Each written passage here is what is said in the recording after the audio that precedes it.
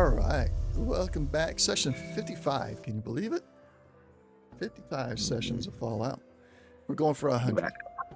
Get that 100 episode mark. That's what was that? Typically 5 seasons of a TV show, 100 episodes, right? Depends on how many. Back in the day, is roughly 20 episodes a season. Yeah. Used to be. Yeah. So anyway, you guys are entering into chapter 4 of Once Upon a Time in Wasteland, and we're currently in Act 1, Scene 1, where you've reached Waco. You've had your dinner with the bigwigs in Waco. You've actually done some trading as well. You've got some Nuka-Cola. Eugene, I did update the Nuka-Cola on your inventory. I have a mixture of what Jack suggested, along with some, looking at Fallout 76 and other things where Nuka Dark is at. And I've created, as far as I can tell, a fairly balanced Nuka Dark for you. It is now officially in our items list, and I updated your inventory with the correct one as well. If you want to take a look at that and let everybody know what it does. Sure. So we've got Nuka Dark. It looks like it heals 2 HP. Is irradiated, but you get immediately get 2 AP, and you can reroll 1d20 on agility tests. I don't know if that is a single test or over the course of a scene. For the course of the scene. Okay. It is alcoholic. So if you scroll down and look at the alcoholic beverage subpart in the notes. Yeah. All right. So they are addictive. So when you drink one, you roll DC 6 equals the number of drinks you consumed during the session. If 2 or more effects are rolled, you are addicted, and you add +1 to the difficulty of charisma and agility tests while not under the effects of an alcoholic drink. The party boy / party girl perk renders you immune to alcohol addiction. Right. Yeah. So, I hope that meets all your expectations you had of Nuka Dark, and maybe even surpasses them. It looks pretty sweet. I'm going to. It is a stout. I like stouts, so It is a stout in my opinion. All right. Good. I was thinking Quantum gives you 5 action points. We could go higher than that, but then I did some deep lore looking at it, and it was like, it's just regular Nuka-Cola with the alcohol added in. I was like, okay. Yep.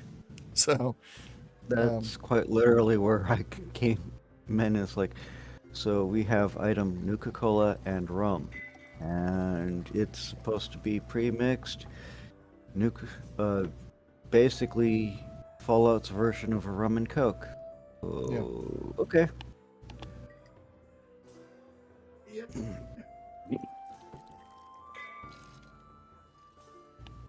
My watch decided it was going to be dying on me, so I had to go plug it up before it annoyed me with the reminders. So you had your dinner with Mr. Beaumont. He said he doesn't really know Clements. He's heard the name before, but he doesn't know who he is, where to look for him at. You did, I believe it was Jack, got the information from the nurse or the doctor in town to look for Clements around the construction site. And that is where you wrapped up your dinner and your business with Mr. Beaumont. Slash, you bought some things too, didn't you? Did you buy anything that I needed to create, or did you buy? No. I had just gotten standard cola for the the guys back at lunch. Okay. Yeah. So, it's getting on to be around evening. Do you want to try and go by the construction site or just go meet Dr. Rafst at the Holiday Inn?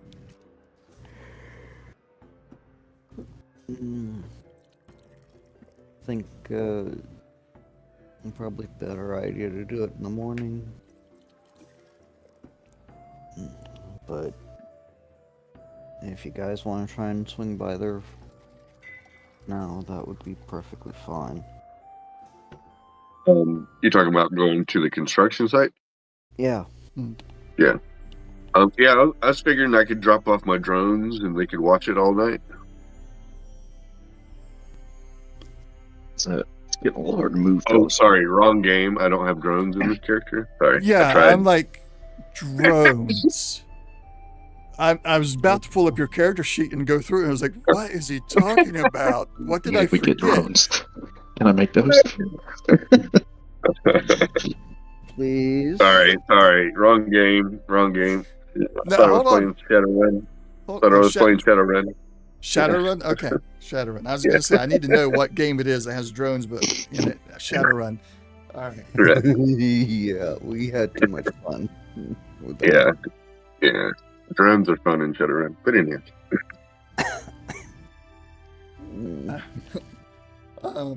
I know you're Yeah, not they do. Settler's Guide. You can make robots. You can call them drones if you want.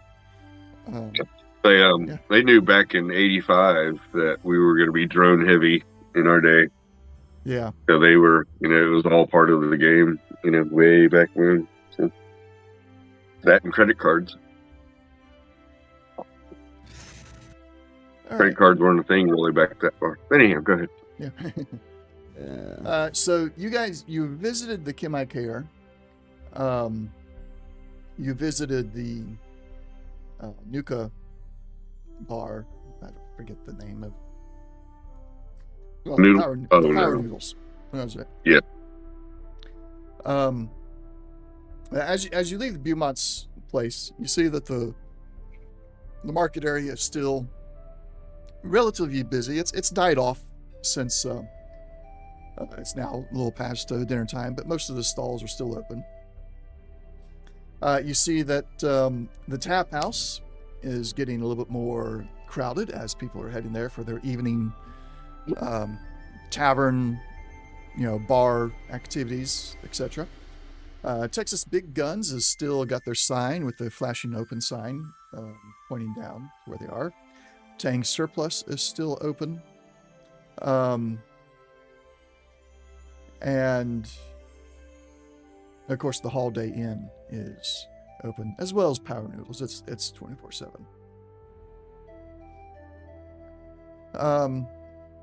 And the construction site is on the other side of the big buildings where they make all the drinks at. What would you like to do?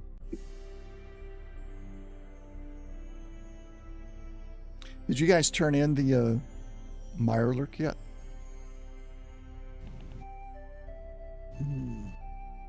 I don't think you I did. don't know. Yeah, I don't think you've turned that in yet. No.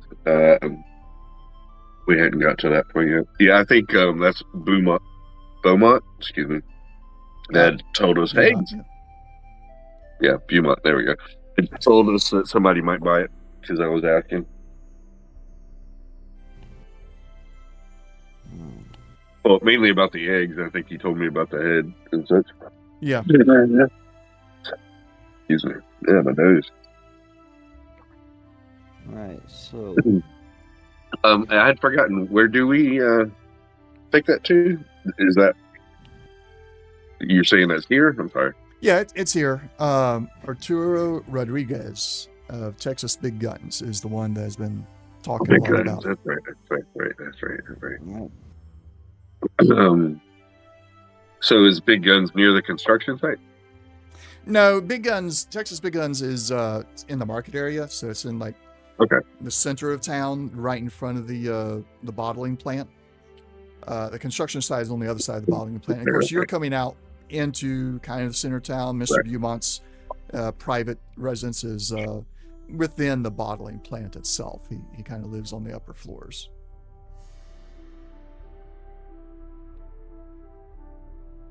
Oh, yeah, there's the big guns over there.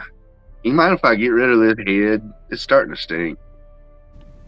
Starting? Yeah, well, I mean, I'm trying to, I thought it would be kind of nice to hang out with, but seafood, woo, it gets rank. All right.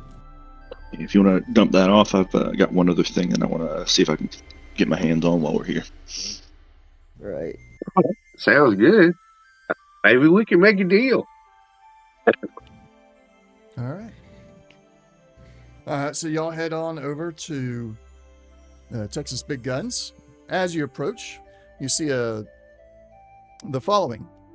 It's a small open storefront with a counter in the center, manned by a fellow wearing dirty green army fatigues with dark complexion and well-groomed salt and peppered beard and hair. Behind him are several ammo boxes on display, a duffel bag full of guns, and a door. A well-stocked weapons workbench stretches along the right wall of the shop. Welcome, new faces. Yes, come on in. I got all the guns you need, all the ammo you need. What's your pleasure? What you looking for? Oh, see, you've got a. Hang on. We're flat.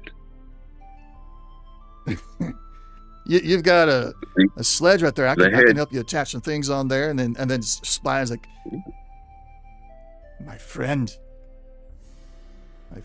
tell me, where did this come from?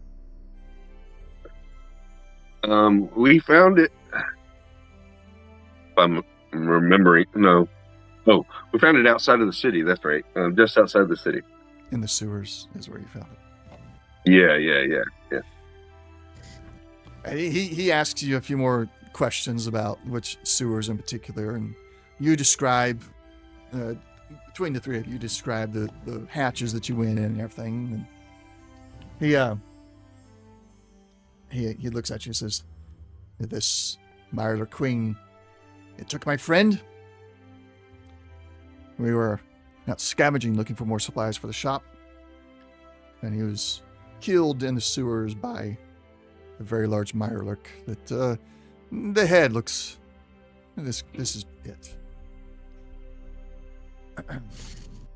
He goes, yeah, it was kind of beat up already. I didn't know if y'all had given it what for. Well, it definitely made it a lot easier to take care of. I was barely able to escape myself. And he bends down behind the counter that he's standing at and pulls out a bag of caps, and he pushes them over, and you pick it up. You weigh it's about 250 caps. This is my thanks for taking care of the thing that killed my friend. He'll whistle, not that I can. Examining the bag of caps, like, woo-wee, that's a lot of caps, and I appreciate it. I'm sorry that your friend is, eating possible. Yeah, we didn't see anything, so yeah, he's probably eaten up. Yes, he had a lot of that thing had lots of babies. I hope they all die. We got most. I think we got most of them. Good. And in addition to that, here's some. Here's 12 eggs that we didn't destroy. We're gonna eat these guys up good, or somebody is. Just make sure you eat them or destroy them before they hatch. Oh yeah, about how long does that take? I don't know. Me too. That sounds like a question for some scientist who's studying those things. Oh, I'm sorry. I just figured since you brought it up that you might know. I apologize. It's just a common knowledge. If you don't want the bad monster, you destroy the eggs before they hatch. That same can be said of Deathclaw eggs. Yeah. I don't know if I'd be anywhere near a Deathclaw egg. Well, I guess I wasn't thinking I'd be anywhere near Murloc eggs either. So, well, there's that. In addition to the caps, I could offer a lot more caps for the reward. What you did is worth in addition more. To, that.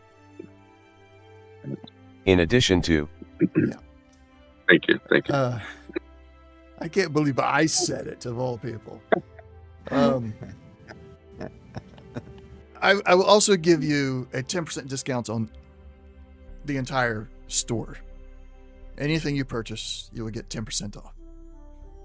Well, golly. Okay. Well, he turns his hat back around, like, well, I guess I don't have to get into character then. That's fine. I would like a modification on this hammer. Oh, I'm sorry. You just said that. Eugene, you had something that you wanted to do, and here I am just jumping all up in the front and stuff. What did you want?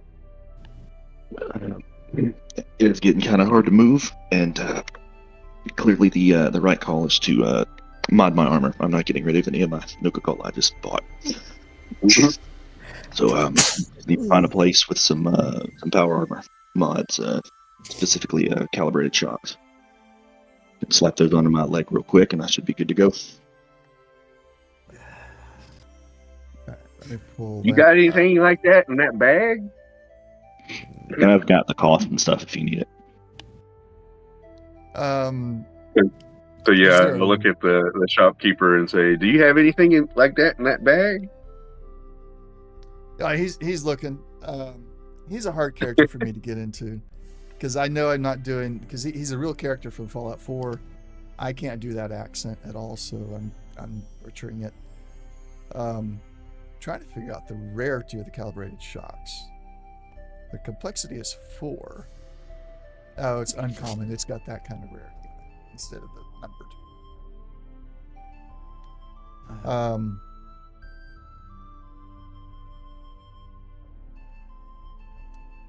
Well, let me also look it up in another spot.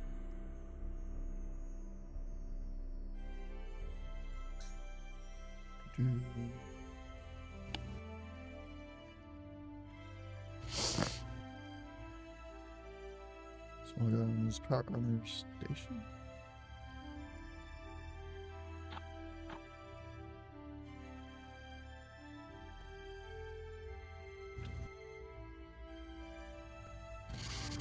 All right. Roll a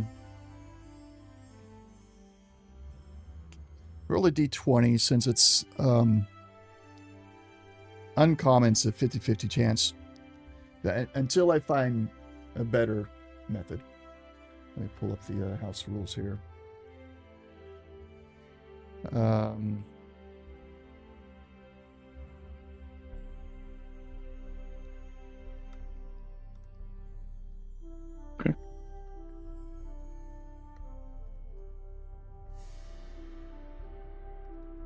Because I know how to do the things for, like, if it's rarity is set as a 1 through something, 1 through 5, whatever, that's easy to do.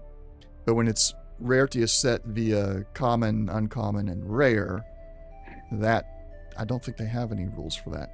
So what we're going to do, anything that's common has a 80% chance to show up. Uncommon is a 50% chance, and then rare is 25% for now. We'll start with there and adjust as we'll need to.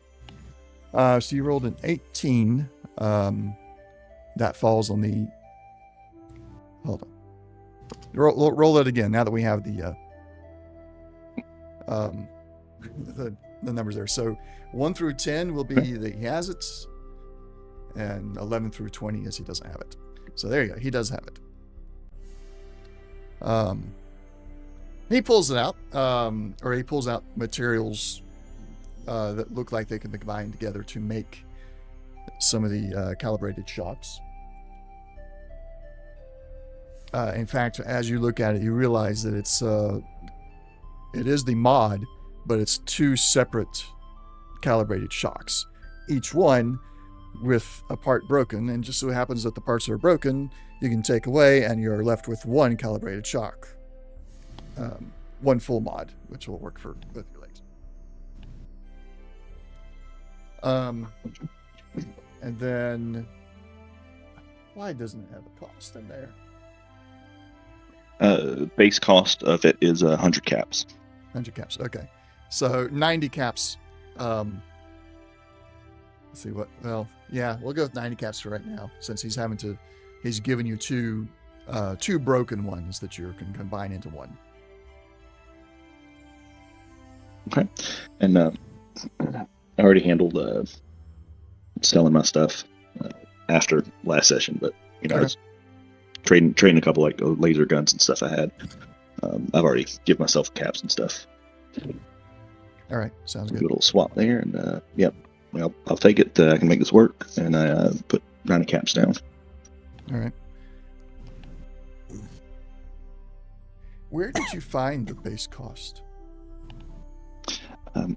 I searched in the book for mods, and under apparel, power armor mods, there's a table of all the power armor mods. The skills you need to slap them on, and the cost and everything.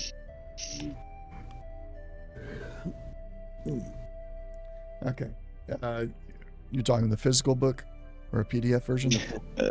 No, it's the book Fallout 2D20. In Fantasy Grounds? Mm-hmm. Because I'm not seeing it. Yeah, book Fallout 2D20. See if it's got like a chapter. Power Armor Station. Yeah, it's under apparel. It's like the main header. There we go. Okay. Armor mods. Power armor mods. Okay, I found the wrong table. This is what happened. Because there's two tables. There's the table for the power armor station for creating the power armor mods, and then there's this table you found, which is the more appropriate table. Still doesn't have a rarity on there. I wish it would give me a regular rarity instead of the common uncommon thing, but yeah, that I couldn't find at all, even when you go into the individual records.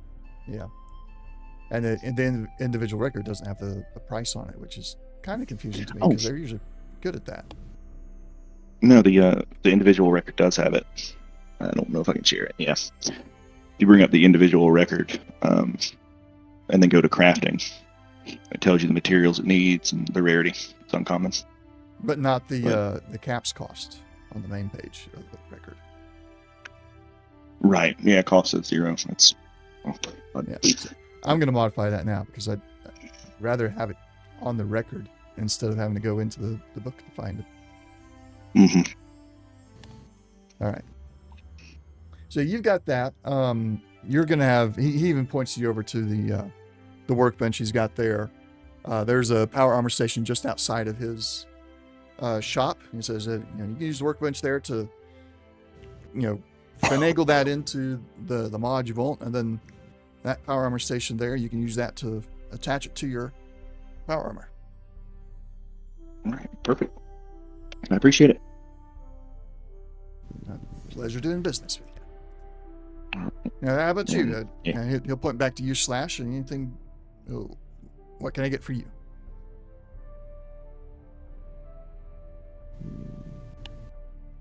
I was talking. I have been looking for something to go on my big old sledgehammer here. I'm currently looking through the Fallout book and trying to find out where they're at. Had it here, and then where'd it go? Melee. All right, there we go. Super sledge. But it doesn't. Just the weapon itself. I'm trying to find it.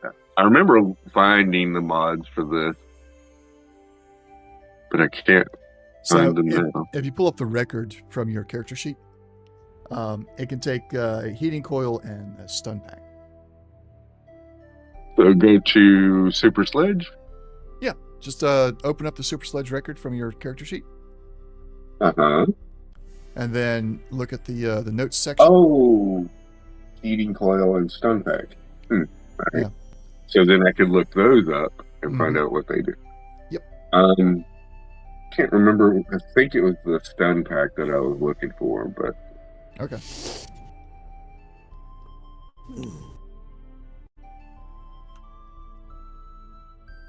think that did. Sledge. I see that. They got the cost on that one. The uncommon one. Yeah, it wasn't. So, how are you finding the that? I went to items and went, and typed it in, stun pack. Just hit enter, but nothing's popping up. Okay. Make sure you got the modules loaded. So category mod, rare. I don't have the rarity, but type melee weapon. Don't put anything in category rarity or type.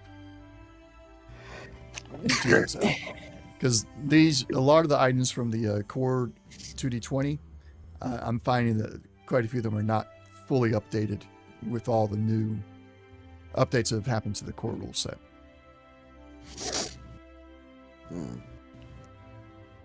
I got some stats in chat for the stun pack.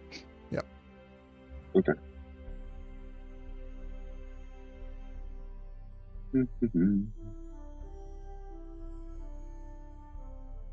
Did you find it, Jerm?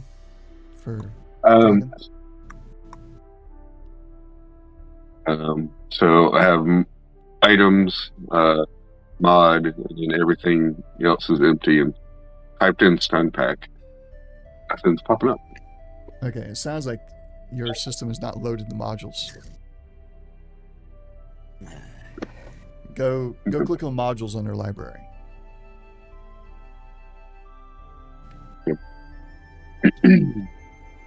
So have the custom settlers guide, Fallout, and 20, 2D20, and then the supplement for the Wanderer's Guide. They're all on the left hand side. Mm-hmm. Yeah. Okay.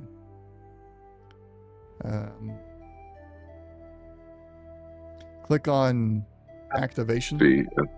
Activation. So I've got. It says unload, load. Is the book open? On Fallout 2D20, there's the unload button, and then there's a book next to it. Is that book open? The book is open. It is open? It's open. Okay. Yeah. Are you able the only one I don't have is the Into the Abyss. Okay. Is the what? There's a Fallout RPG Into the Abyss. Okay, yeah, don't worry about that one. But the other three are loaded here. Okay. So yeah. This one's 2D20, okay. So you shouldn't have any trouble finding it. Yeah, I found it before, so that's the funny thing. And when I searched for a stun pack, I ended up having to just hit. It was on the left side, Chapter 4 equipment, and then melee weapons, and then I just had to scroll down to the individual stuff and go through all the different weapons here. But it's near the bottom.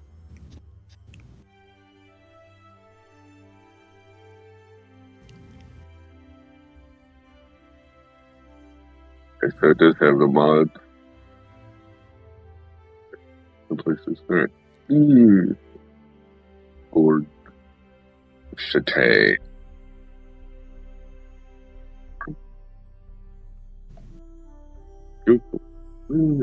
Super Sledge.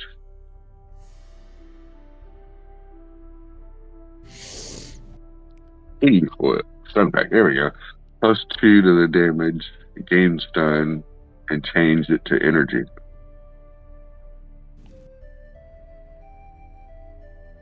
Yeah, I guess that one was just higher level. Ooh, yeah. I don't know. But he also gives the perks. So I'd have to find somebody to be able to put it on for me. I thought I heard him say he can put mod on if I heard right. Mm-hmm. Yeah, that one has a blacksmith of 3 and a science of 1. The heating coil just has a blacksmith of 2.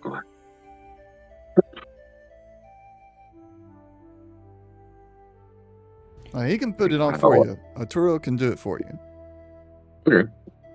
Well, I mean, if you got the stun pack, I mean, I'll take that. Oh yeah, every day. It's uncommon, so it's gonna be a 50% chance there. I need you to roll a d20. 1 through 10, it's there. 11 through 20, it's not. Hey, there you go. He's got it. He says, "Yeah, here, I got it right here. If you need me to put it on for you, we'll just don't worry about the 10% discount and consider that my fee for attaching it. It's 360 caps." Well, that would be awesome. Let me get mine. Oh, I just got a bunch of caps. Oh, that's right. You gave it to me. He's being silly. Let's see. So I give him 308 caps. And I got some of this Brotherhood script, and I got a little bit of pre-war money. You take the Brotherhood script? Unfortunately not. The few people around here are, but I'm not so sure about those Brotherhood. Yeah, they're, I'm sure they're doing all good stuff and everything. Your friend here looks like he might be one of them, so there's no offense, but I'm just unsure of their economy yet. No worries, I get it. I can cover the rest. Slash, don't worry about it. I appreciate it. So I gave him 300. So I still owe him. Well, yeah. I didn't want to make the math weird, so I guess I gave him 300. I guess I just owed him the 60 extra caps there. Or, if you want to do the 52. Yeah, so I'm giving 60. I'm going to ask, mind if I watch you put that on? Sure. Come on over. He takes the super sledge and the mod and waves you on over to the workbench on the side of his shop there, and he starts working on it. Let me go grab your super sledge there. There it is. Super sledge. Unlock it. Where's the mods? There they are. Drop that in. And you see, as you watch him, he moves just so fast. To your eyes, it looks like he just drags the link to the stun pack mod and just drops it onto the hammer, and bam, it's done. Yes, I saw the damage go from 9 to 11. Well, I'm looking for where does this slot attach into this slot? And it's like, no, he's just beating that in there. All right. That's why you need strength for this kind of work. Yeah. So Eugene, for your having watched him, when you start making your rolls for your modification, you will get to re-roll a d20 for free.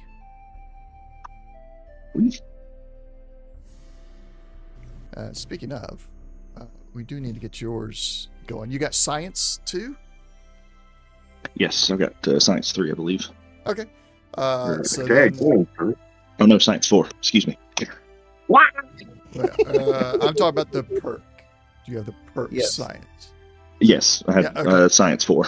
It goes up to 4? I didn't realize. Oh, mighty. You need science 4 to put on a jetpack mod. I made sure I had science 4. Okay. He was well prepared. All right. Well, Man had a mission. He had a mission, and he was set to accomplish it. Yes, That's awesome. Yeah. Bucket list item right there. The complexity for the calibrated shocks is 4. So the difficulty is being set to 4. You've got the perks, more than enough on the perks.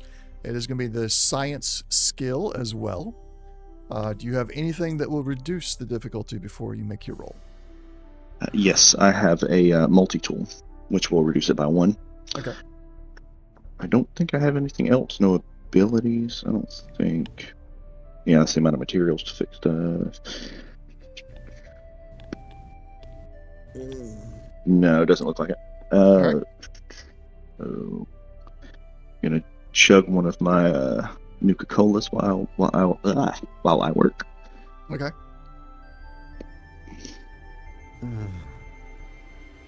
So, to proc cautious, I presume. Yep.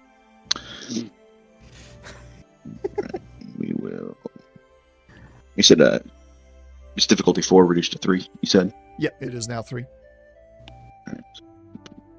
And that was science. Oh, where'd you go? There we are.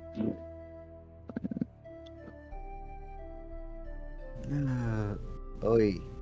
That's a bunch of high numbers. I'm gonna re-roll. So Re-roll these 2 to the freebie and the cautious nature. absolutely. There you Easy go. there. Right on the money. Oh, You're squeaking through, too. don't betray me. I want to be able to. All right. So what's calibrated that mod do for you? shocks go where? Legs. I do the legs. So I'll go and pop those on there for you. Unless you've done it already. What's that do for you? Each one gives plus 50 carry weight, so it would just be one of the legs.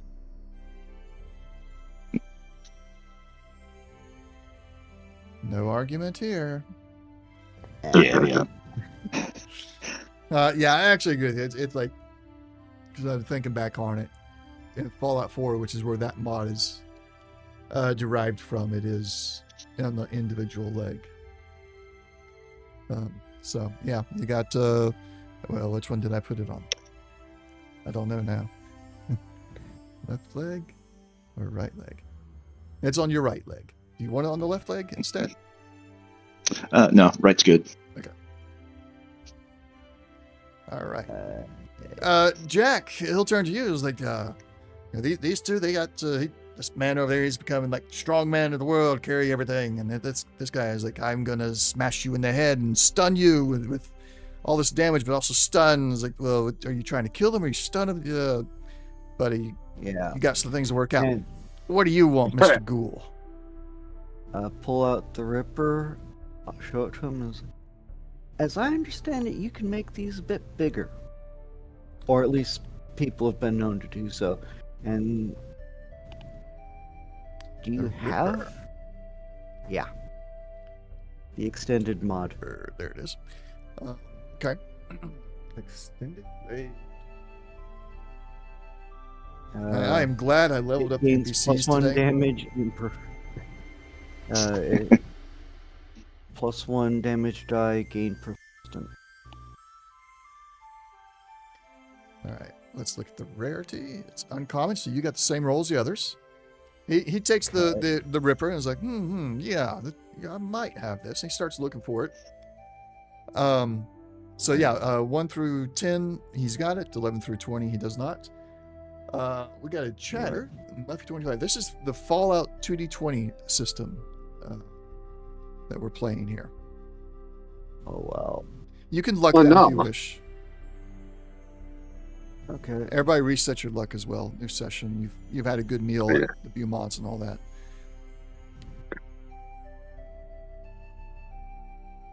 Oh my The dice went all the Really way. All the does way.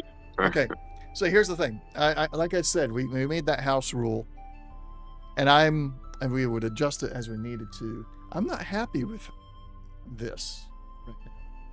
I know you're not either, Slash or Jack. Respectable. So I want my chainsword. yes, I want you to have it as well. But there's also like these things are supposed to be Kind So, of hard to get a hold of. Yeah. So it's like, how do I handle it? Somebody else he knows has it, maybe? That I Or just- check with his competition. So. Here's what you see. So yeah, I got an idea. So for the uncommon, if you roll 1 through 10, have it, and then 11 through 15 is equal to a blueprint, and then 16 to 20 is nada. And we'll Yeah. make similar adjustments to the others as well, but for now, since these have all been uncommon, that's what we'll go with. So your initial roll gives us the blueprint. So he's able to pull out a blueprint and say, I don't have the extended blade. I don't have one, but I do have this blueprint. Now, I can't sell you the blueprint, but I can sell you all the parts that the blueprint calls for, and then you can borrow the blueprint to make it, or if none of y'all are able to make it, he's looking at it. He's like, I could make it. Of course, I'd have to charge you for my labor as well, but That's fine. What we can It's relatively cheap. yeah, it's 25 caps, but the rare materials throws me for a cost of 5, and it's using 2, so that's 10.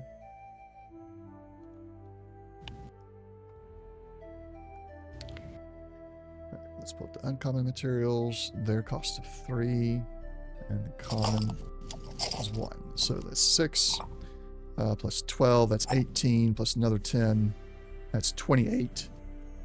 That's so messed up. The materials cost more than the product. Although I guess in reality that happens too in real life. frequently, yes. Somebody's got bottle caps they're clinging around. I love it. Yes. Money bags over here. Yeah. Yes. That's- So actually, Do we have anything on the Humvee? Not that the Humvee is here. Rare material. I can't well, remember if we. technically, I have a pile of junk, but Oh, Yeah, the Humvee does not have any junk on it. It's just currently it just Okay. has what it needs to function. So ammo and fuel and repair kits. I didn't remember if we. I know we put some things on the bird and such. yeah. So technically, I do have a pile of junk, but I could also just hand him like 25 and 28, so about. Well, you wouldn't have to pay for the extended blade itself. So the 25 is kind of like, it's just a comparison right now. You would Yeah. only be paying for the materials, which comes up to a 28 base price. Excuse me. And then the labor, because I don't think any of you has Blacksmith 3, do you? No. I don't. So But then you also got to consider he's giving you guys a 10% discount and everything because you handled that Meyer alert. So he'll just say, pay me the 28, the cost of the materials plus minus the 10%, but then plus the 10% for my labor, and I'll make it for you. all right, 28. Okay. Calculator. I'll go ahead and drop that on your. 4, The game's persistent. Yeah. I said it gains persistent. Yep. It's Yep. Basically, bleed, I guess. 242. There's an issue. It does not have that in the actual mod itself. So I'm gonna have to take it off of your thing. Confirm delete. I'm going to have to modify the mod and then put it back on. So I'm seeing here that it gives them 66 and gains persistent. Sorry, 1d6. Sorry.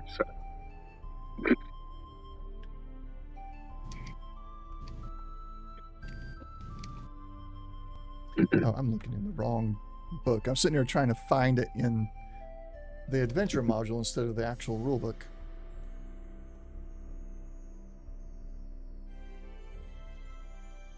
Blade, melee weapons.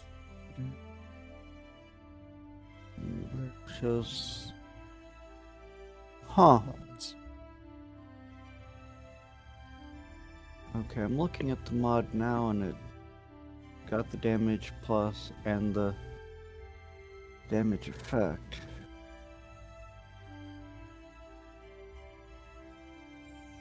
Okay.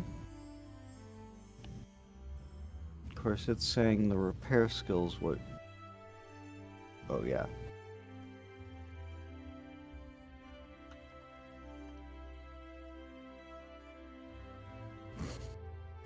If I had blacksmith, I'd actually make the attempt.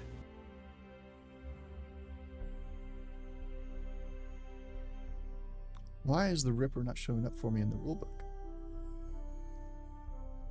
What? Yeah. It's a melee weapon, right? Yeah. It's a chain blade. It is. There it is. It's not in alphabetical order. Some of the other stuff was. Okay. So sword, combat knife, machete. There it is. Ripper. Unique thing. So extended blade. It's going to get named extended. 1d6 to 6. Gain persistent. And persistent, can somebody look up, is it, I think it's an effect, right? Yeah. It's basically bleed. Yeah. So you take the damage. Don't remember which. Okay. Up. Okay. Up. There you go. Up. That should be correct now. They had everything correct except for the gain persistent was not in the mod.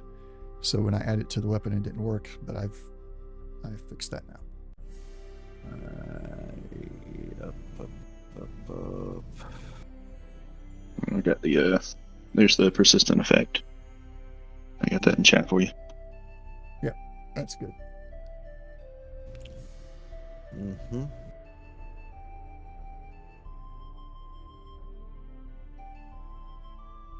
All right. Anything else you guys want to get from Arturo? Not that I can think of. No, I'm good. That's the only thing I was really looking for is that mod. Okay. So he thanks you for your business, and thanks you again for taking care of the Mirelurk Queen that killed his friend. And you begin to move on. Where would you like to go next? It's getting kind of late-ish, ain't it? It is. You didn't spend a ton of time at Arturo's, so a lot of the places are still open. They do seem to be winding down a bit. Tang Surplus, however, there's now a robot out front instead of the human who's there. And then now that you're closer, you notice that there's a small neon sign that says 24 HR. You, Jack, would recognize, that's 24 hours a day. The rest of you may not necessarily recognize that that's what it means, but it does seem unique from all the other stores.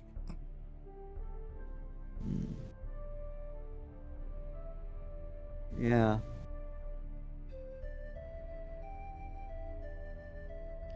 So Corked Eye brought that and... Huh. Okay. There's Where we just we're gonna go basically get a sleep and then in the morning go check out the construction site, or did we want to go now? I'm and then recommending we wait till morning, but okay, yeah, that's fine. It doesn't matter really to me. What's open 24 hours? The Tang Surplus. Yeah, the Surplus store is open 24/7. Which okay. That's just like a general store or something, or yeah. No, it's the local equivalent of an army surplus store from the sounds of it. oh, I got you. Well, when you look at it, not It's- everything in there is military related. They're on the shelves that you can clearly see without getting too close, and piquing the interest of the attendee. You see food, water, chem boxes, some weapons and ammo, but it doesn't look like, from your perspective, Jack, it's like, oh, this is not what a military surplus used to be. And then as you look at it, it's called Tang surplus, so that could be military, or it could just be like the Tang, the loose association of all the settlements. Yeah. So it's like, whoever technically owns it is just like, oh, this is a catchy name, similar to old world stores, but they don't have an idea of what it really intoned back in the day, apparently. Yeah. All right.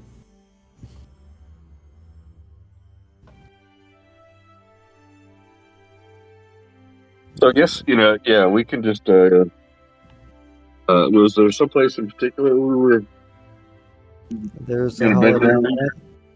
Yeah. Say that again. There's a Yeah, holiday. is there a local Holiday Inn? The Holiday Inn. Yeah, I mean, Rash has already gone to the Holiday Inn to secure lodging for the group, and you were supposed to meet him there. Yep. That's right, I forgot. Thank you.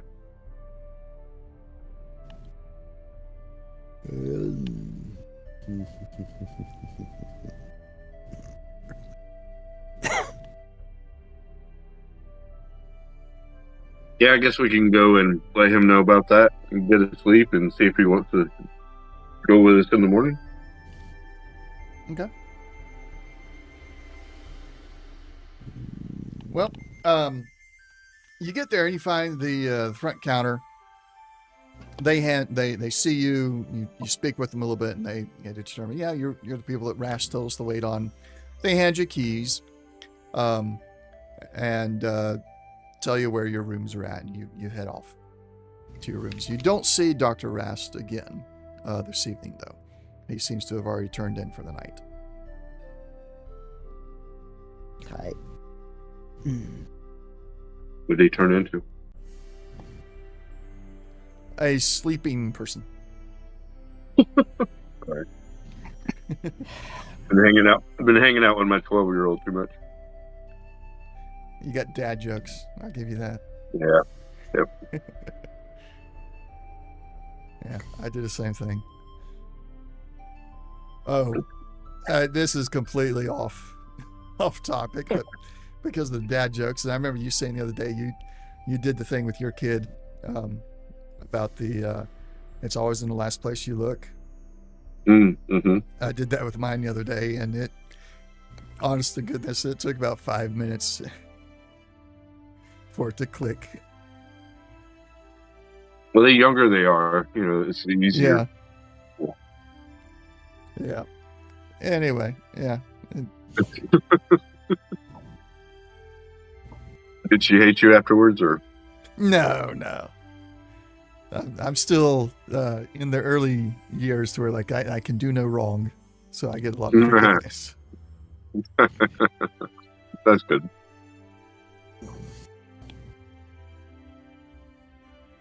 All right, anything you guys want to do, or do you just want to spend the night and get an early start? Should probably turn in and then see what comes in the morning. Okay.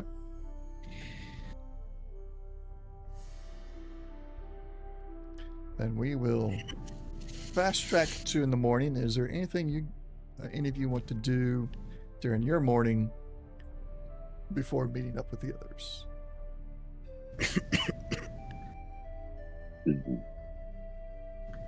All right. Do they offer the continental breakfast?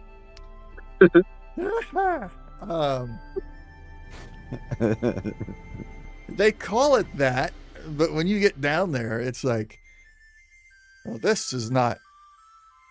Service has gone downhill in the last 200 years or so. Yep. This is anything but continental. I mean, everything here is just from the look. There's nothing from another continent here. And then you remember, oh, right, you probably can't import anything anymore.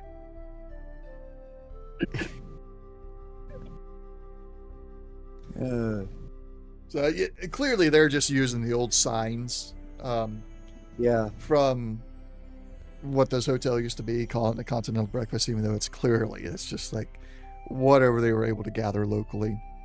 And it is not included in the room cost, or Dr. Rast didn't upgrade to that, so you would have to pay an extra 20 caps to get the continental breakfast this morning, if you wish. Do they have a skillet? I can cook up some marley eggs for us. You can request that the cook do that. It'll still cost you 20 caps to eat in there and to have them cook up the food that you brought in.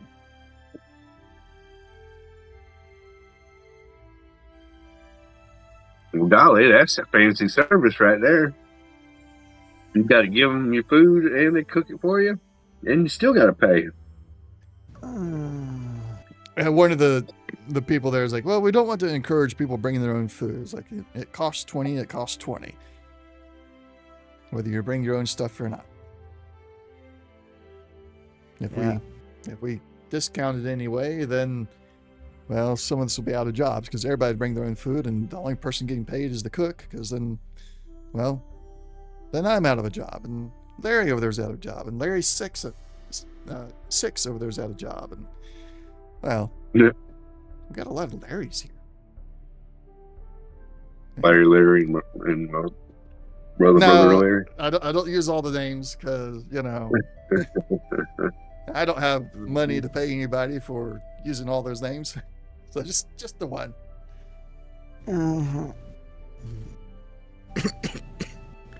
I did say Larry, and his brother Larry. Oh yeah. But we all know what we're talking about. Right.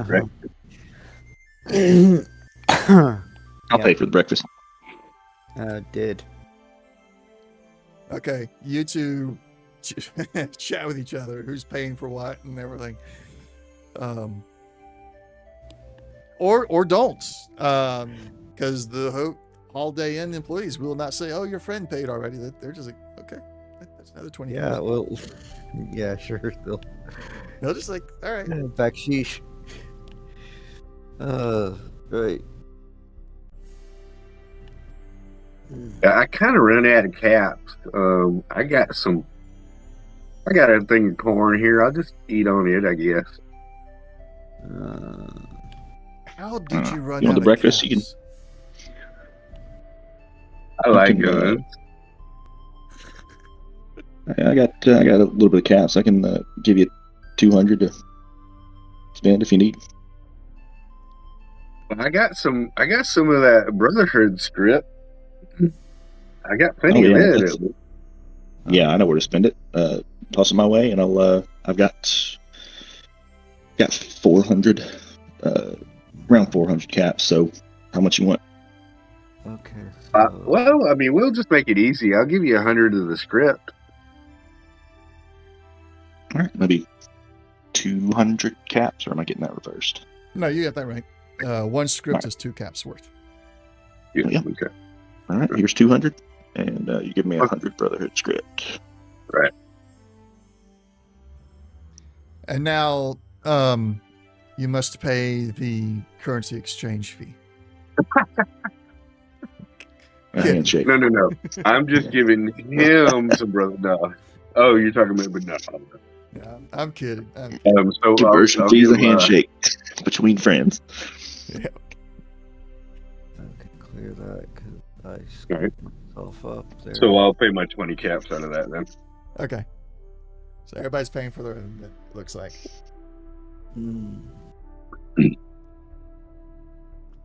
All right. Once again, you've not seen Dr. Rast yet. And it is now, we'll call it 8 in the morning here at the Holiday Inn Continental Breakfast. Yeah. You better hurry up, or all the food's gonna be gone. Hmm.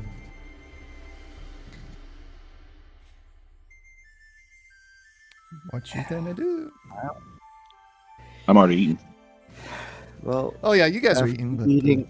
Yeah, after eating, he hasn't showed up yet. no, Screw he it. has not.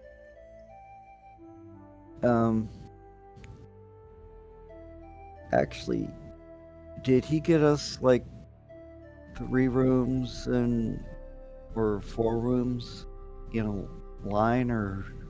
No, the rooms were kind of all over the place. You imagine it's probably because a lot of the rooms are no longer habitable and they use them as the overflow area. Yeah. All right, so go to front desk and ask them about which one was his room. Just kind of concerned. They tell you which room he's in, but it's like he already left this morning. He is up real early. Oh wait, yeah. And they hand you a note, and you see hastily scribbled on this napkin. Meet back at hotel evening. Right. Okay. And So I'll go ask the bellhop which direction you left. Sorry. Nah. If I was that worried, I have. Yes. So get back to the group, tell them what's up, and say, so. I knew I should have pulled them drones out and put him on surveillance. Sorry, I'll stop interrupting. What were you saying about? Yeah, we can go swing by the construction site, see if we can find Mr. Clements, and then hopefully that will lead us to the next stage of this, or backwards. whatever. Maybe. I asked the attendant there if did he check out of the room or? No, he didn't check out. He's just early riser, I guess. Mm-hmm. Well, did he even have any breakfast? I mean, golly. I believe I saw him eating something. Well, at least that's good. All right. I was actually checking.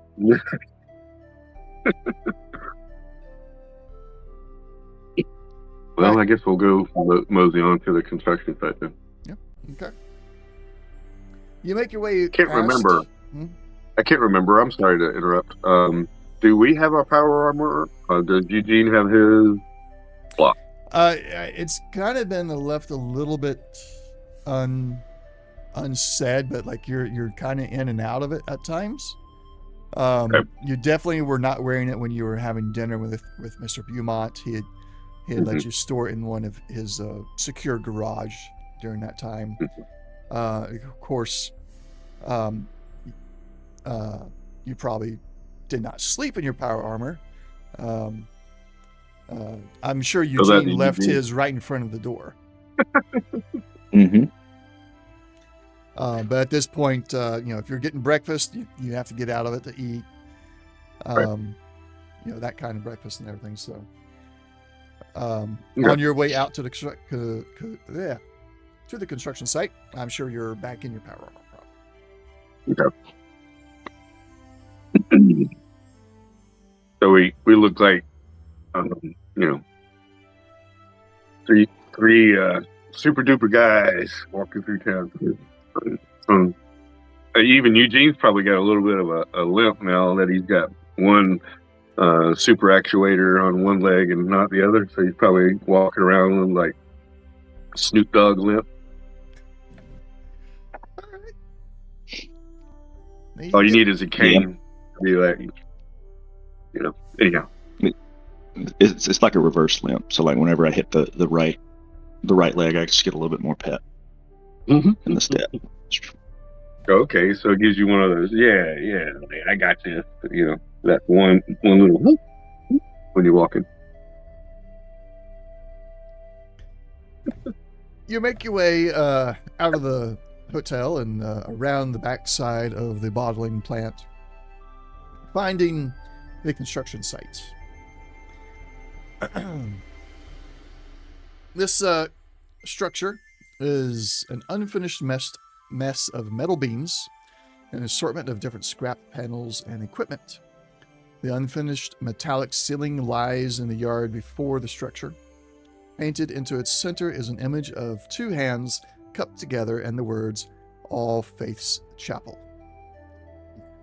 Excuse me. The site is currently unmanned, and a sign hanging from the empty door frame reads, Tap House tonight, first rounds on me, Clements. What would you like to do?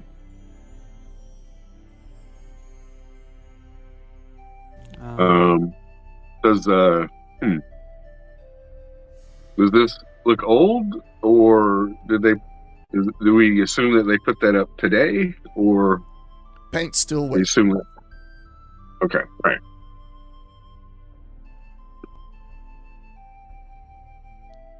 Well, I guess we're going to the tap house. Is there anybody around? Can we search around and see? So there's not much to see at this. What you now realize is going to be a chapel. It's an unfinished chapel. There's no one around. This is kind of on the backside of the city, although from the looks of it, there's going to be other construction happening over there. Waco is expanding. But no one in the immediate vicinity right now, aside from the occasional you see, around the corners, people stepping in, getting ready to go out about their daily business.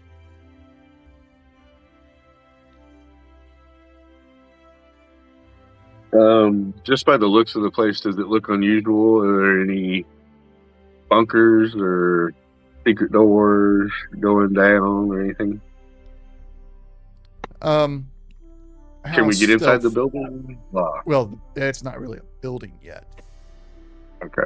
The roof is still in, they built the roof on the ground. They're planning on hoisting it up once the walls are finished. Okay. There's equipment, there's scrap piles, metallic beams and everything. It's this is early days of building this building. Okay. You don't see anything right off. How hands-on do you want to get with your search?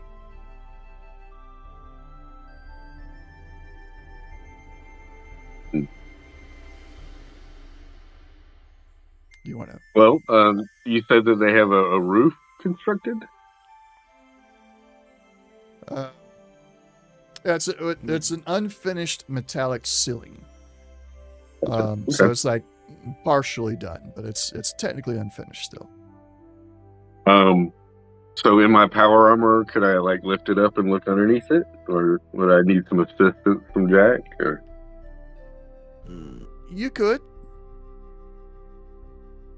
I'm not trying to damage it either, so yeah. I'm just want to pick it up and look underneath, see if there's anything going on underneath, if they've hidden anything. Okay. And I don't care who sees. Okay. All right. Because because he doesn't really, just okay, nothing here to see. I'll set it down. Blah. Difficulty 1. Do it as a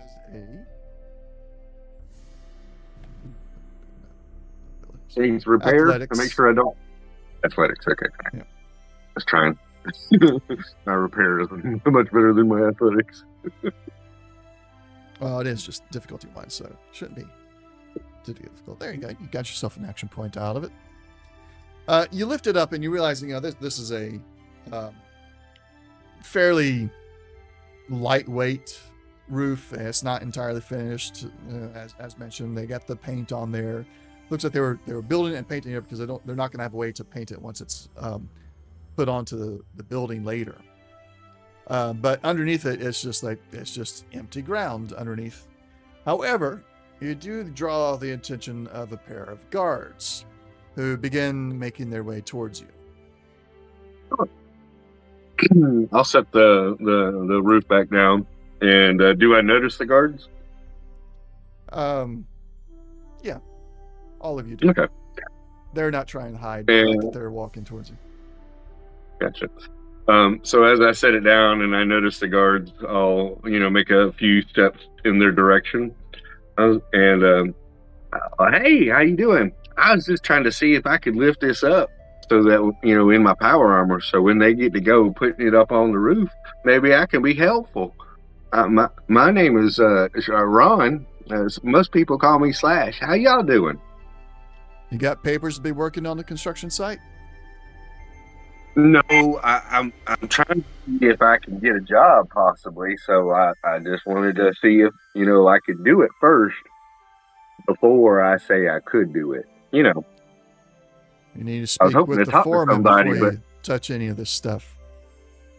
Yeah, but there's nobody here, so I just kind of took it upon myself. I'm sorry. I didn't break anything, did I? Let's get a move on.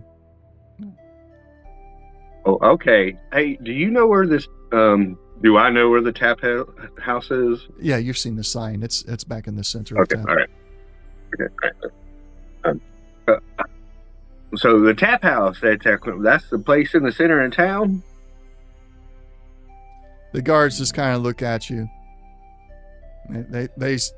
You realize that when you're looking at it, they're not standard Tang officers. They're wearing very similar uniforms, but they don't have the Tang insignia. They seem to be local Waco militia. And they just kind of look at you and they just stand there and wait. And if you step towards the construction stuff, they kind of step over and get in your way. They don't seem at all intimidated by the fact that you're in power armor. Okay.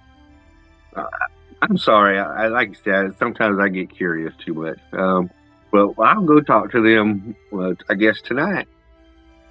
Thank you, sirs, for doing your job so well. And I'll turn to, the rest of the guys. Guess we should leave now. I done made a mess again. They watch as you leave until you're out of sight, and so you don't know if they remained or moved on.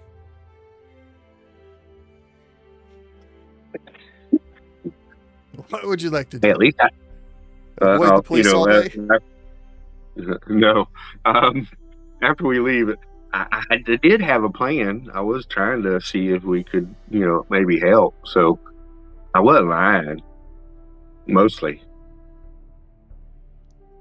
As I'm talking to Jack and Eugene, basically. Jack, Eugene, well, any response, any comments? Or are you going to be as bad as quiet and tight-lipped as the guards were?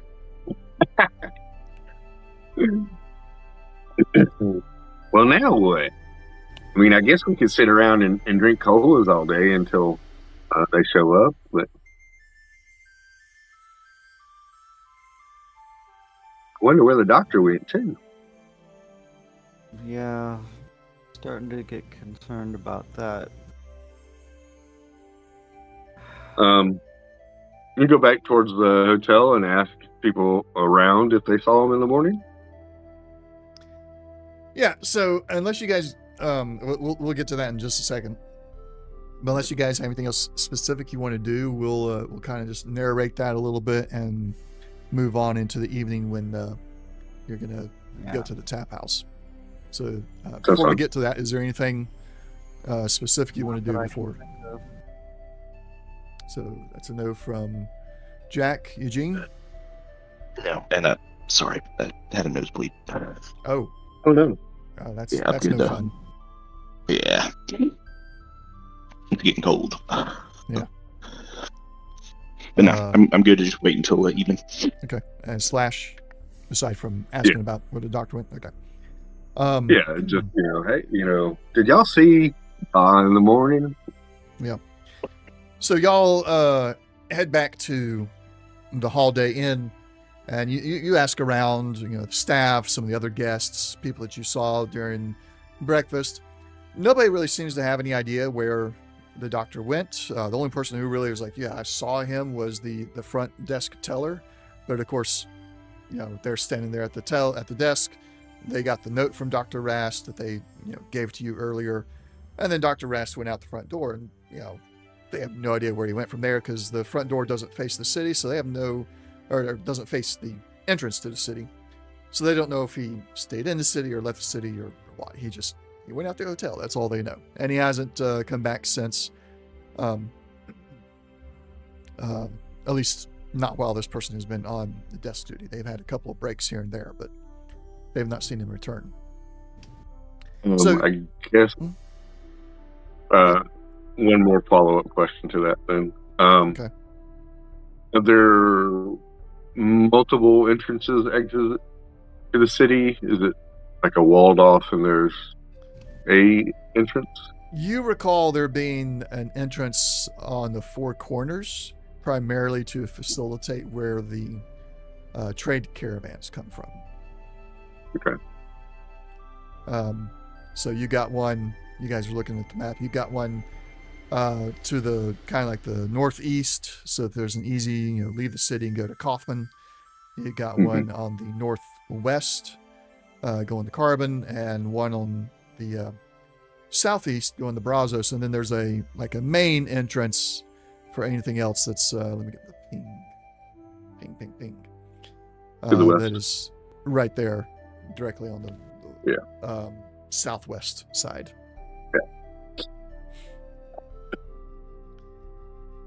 So without going into a lot to slow it down, I guess probably just I would like to go to each of those and just ask the guards if any of them noticed Dr. Rast leaving the town. Most of the guards are like, well, I wasn't here on duty, so I'm not really allowed to speak to what previous guards have seen and logged in the logbook. And no, I cannot tell you where the logbook is. So yeah, there's everywhere you turn to try and figure out where Rast may have gone or anything like that is turning into a dead end for you. Okay, cool. You spend the rest of the day at the hotel, between the hotel and the noodle bar. Noodle bar. I mean, it is a noodle bar, but power noodles. Dadgum. I'm horrible with names. And then as evening rolls around, and you're now aware that this is the time when people are getting off. You did on occasion try and check back in at the construction site. You saw people working there, but you're not really able to get too close. Some of the workers that do go off on their lunch break, when you ask them, they're like, "Oh no, Clemens isn't working today. He's going to meet us at the tap house later." And so you're pretty much left with like, okay, we just gotta wait for the tap house in the evening. And so you do. So that evening you head to the tap house. It's located within a large scrap metal structure surrounded by a single brick room.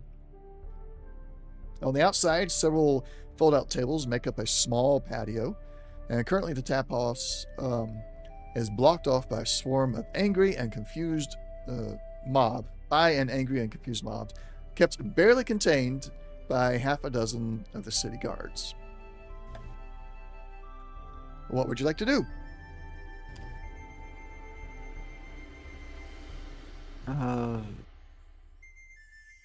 Walk up behind the mob. Mm-hmm. And at least just to start, just listen, see if I can get a clue what they're having an issue with. Yeah. Give me a stealth check, please. And we're going to raise the complication range to 18 to 20 because power armor, and difficulty is 2. Okay, default, I presume. Yes. All right.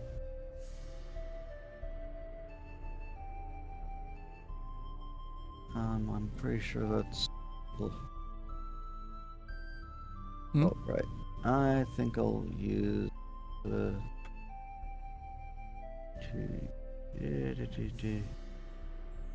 Get a 20. Well, nice. Earned yourself an action point back. No complication happened. And you're able to get close enough. Nobody really notices you there. Even in your power armor, you stay pretty quiet. And what you can gather is that a murder has just occurred inside the tap house, which has caused the crowd to gather. They're trying to find out information, see who was murdered, who's the murderer, who might have done this. You hear a lot of comments about, well, there's new people in town. They're not part of any merchant group or anything. They're brand new and they're trouncing around here like they're all that in their power armor. One of them was a Brotherhood type. He came in with 2 that look more like raiders to me.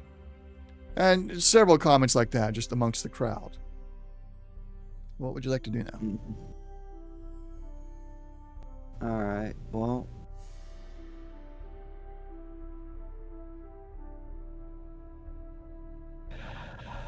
Do the power armor have like any megaphone or anything like that?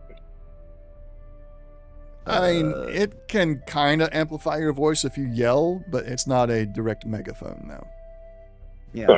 Actually, as I'm just kind of standing there listening, and when I hear that, I'm like, clear my throat. I'm sorry. We've been through this town a couple times already. The armor's new. Does anybody know where Clemens is? We were told to look for him for something. You're going to need to make a charisma speech test. The difficulty is 2. Oh, I am so boned. The one time I keep my mouth shut. I'm gonna try and help because kind of intimidating presence in my power armor. As an intimidating presence, okay. I do actually have cautious, so that should help if this goes. Holy, I think I'll roll at 14. All right. I can help. Yeah, we're gonna get to that in just a second, Eugene. Yeah. Just, oof. Okay. So you got 2 successes that tie, so you do technically succeed. But we are gonna have Eugene assist anyway. Please. And I went back over the assist rules today. We've been doing it a little bit wrong, not too far off, but a little bit. In this particular case, what we're supposed to do, you're not supposed to roll the skill directly with 2 dice. You're supposed to only roll 1 d20. And as the assistant, you cannot purchase any d20s in the process. Only the primary can. Okay. So, but because you're trying to do intimidation, I wish they had an actual intimidation skill, but we don't. But you're not really speaking, so it's still gonna be charisma.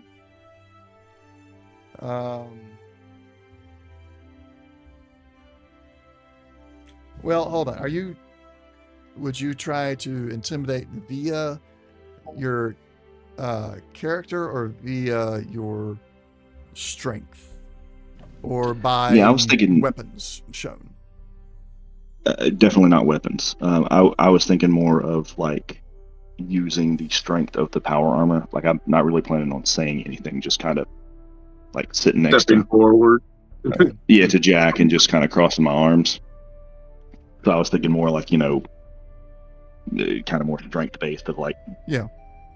All right. So what you're gonna do, you're gonna step up and crossing your arms. You're gonna attempt to cause the power armor itself to give a very intimidating sound and just like all the gears, kind of like a guy coming up like a big bouncer coming, just cracking his knuckles right behind you, just like hey, yeah, I'm here. I'm going to put you down, kind of thing. So heavy-footed. He steps forward, heavy-footed. Boom, yeah, boom, yeah. so it's going to be strength and unarmed.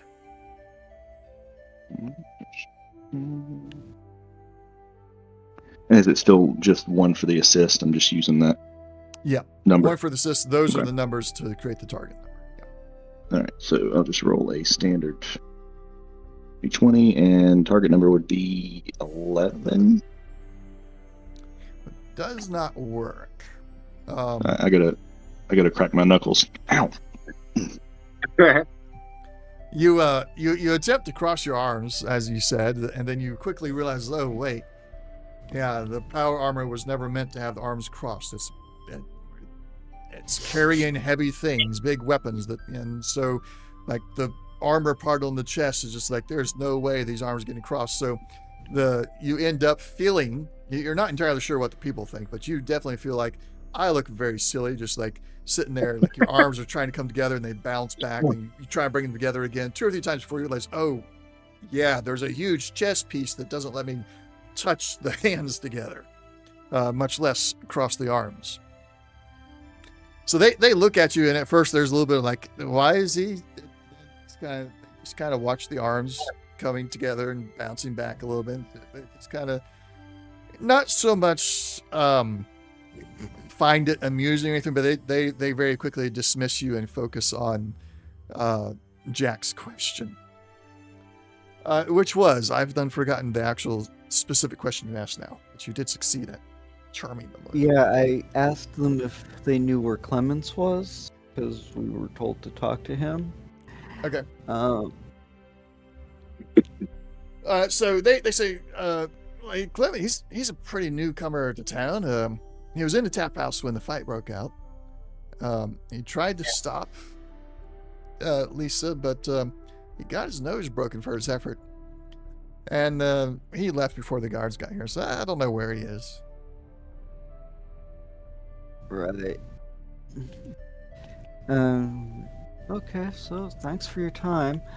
And actually, the guy, whoever's been talking, like, for your troubles, and hand him like 5 caps. He takes the caps and he kind of weighs it, and the look on his face is like, it's a little light, but he pockets it anyway. And his demeanor towards you is a little bit less on the side of like suspicious, and he turns back to the rest of the crowd and continues to wait for some answers from the guards. I'll pipe in. I wonder what they were fighting about. Charisma speech test, difficulty 2. Thank you. I knew you wanted to try. So. Yeah, well, Speech. bomb. Yep, charisma speech. Okay. Is this opposed? No, No. it's just a straight difficulty 2. Okay. Hey, give me 1 second.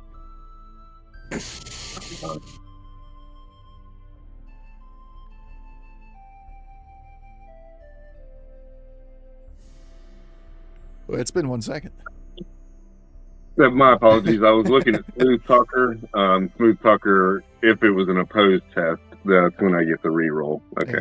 So I was just double checking what that was. And then Jerky Town Vendor, I'm not doing any bartering, so that doesn't really. Yeah.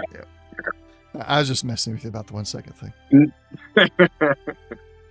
Okay. Oh, no AP? Okay, right. Yep. That's fine. You can buy AP. Did it not roll? It's Oh, it- lagging Okay. a bit. Yeah, all right. I see it now. 1 success on 2. Oh, give me a second. If I have anything that will help. I don't think. Outside of luck. Let me check. Mm. No. Mm. Yep. No, no. Okay, all right. I'll re-roll that with a luck then. Okay. Yep. Mm-hmm. There we go. Man, it's lagging a lot right Yeah, it is, isn't it? Yeah. I imagine somebody got on the internet at my house. Okay, yeah. 2 successes. You're good to go. So my question was, I wonder what they were fighting about. See, the woman, Jessica, she was a ghoul. She lived in the city for years and years. She got real drunk tonight. She said something to one of her friends about she was starting to lose it. You know how the ghouls, they go feral and everything. You'll have to deal with your friend here eventually. He looks pretty close to it by the looks of it. Turning really. But Lisa overheard, and it led to an argument. I imagine Lisa's, she had issues with ghouls out in the world before she came to live here, and she wanted to get rid of anybody that may turn. She's always been kind of like not friendly with ghouls, but then add on top of that, here's this ghoul who says that I'm losing my mind, I'm starting to forget things, and I might go feral soon, and she overhears this, and bam, Lisa's in the argument with her, and well, now Jessica the ghoul is dead. And there's I guess there's gonna be an investigation. Is it murder, or was it a mercy killing before she goes feral? Wow, And- that's definitely something to talk about and stuff. Goodness gracious. Well, so our friend Clement got in the way? Oh, yeah, I did give you that. So yeah, you can ask further questions about that. Yeah, he tried to, stop Lisa and all that, but his nose was broken. I guess even somebody like that is just, once you get a nose broken, like you can't see things, you got blood everywhere, and especially if it's the first time your nose gets broken, it's like, oh my goodness, stunned thing to happen, and it's like you don't know where you're at, and he probably went off to the clinic to get fixed, I reckon. Okay, well maybe we'll stop by the clinic and see if he's there. Well, we appreciate your help, and I hope y'all figure this out. We'll leave that to the authority. Yeah. And he kind of leans in closer and whispers it. Keep an eye on your own friend here. You never know when these things go feral. And he turns back and merges back into the crowd. And Jack, just so you know that because of y'all been here during this particular trip for so long, they've seen the word has got around about you got out of your power armor to go to the Kim Care. You got out of your power armor when you was meeting with Beaumont, and so they've all kind of associated that at least one of these 3 in power armor. I think Eugene's is the only power armor that's really like unique, stands out. But some of the people have a good idea. I was like, oh yeah, that one's the ghoul because I saw him get out of that particular power armor. So the rumor mill has spun. Well, that and the voice would be a dead giveaway as soon as he speaks. So, in some ways, not always in the power armor. Some people may just attribute it to the power armor obscuring your voice. But in this particular case, it's like y'all have openly gotten out of your power armor at various times, and people watch, especially here in Waco.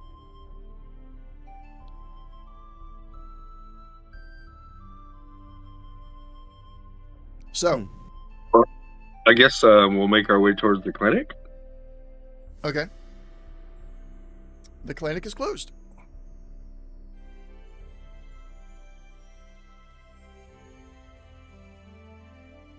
Okay. That person was just speculating. Right. Yeah. I guess. I don't know, y'all guys. Do we want to go back and see if anybody knows where he lived?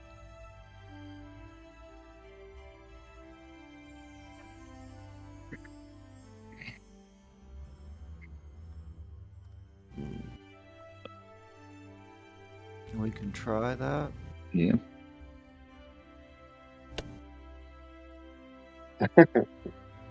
Whole day in. All day in. There we go.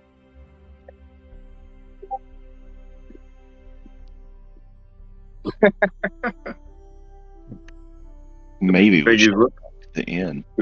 Yeah, let's bring back. Yeah.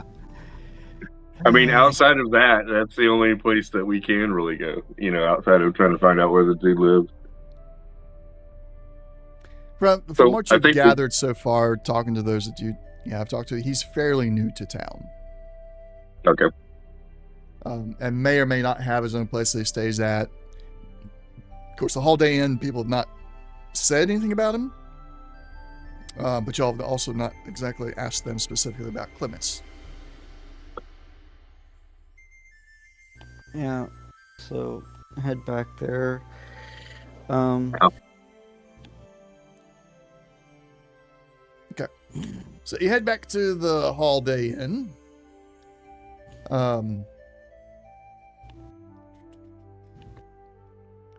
Moving on. Now that you've now completed scene 1. We're now on scene 2. Beneath the Holiday Inn. Okay. You head back to the Holiday Inn and you find Dr. Rast standing in the foyer, or sitting. And he's there waiting on you. And he sees you. He stands up and gives you a smile and waves you on to follow him. You follow him up to his room. And once everybody's in there, and power armor's been taken off so you can fit more easily inside of this room. Eugene's power armor is blocking the door as always. He asks, "What did you learn, my friends?" Oh, and apologies for being absent. I received some information that may have been crucial to finding my daughter. It didn't pan out, but that's why I left. I'm back now, and I don't have any other leads on my daughter, so hopefully you found something about the Gek or Mia's house here. Yeah. Mika's house. Yeah. Well, we were told to talk to Mr. Clements, and we've been chasing him around. Apparently, he's kind of new in town. Well, that seems odd. I wouldn't have expected him to be new in town, unless Mika was also new in town. Yeah, well, we can try and talk to a couple other folks around. Of course, if he's as new as one of the people we talked to seems to be implying, might just talk to the concierge.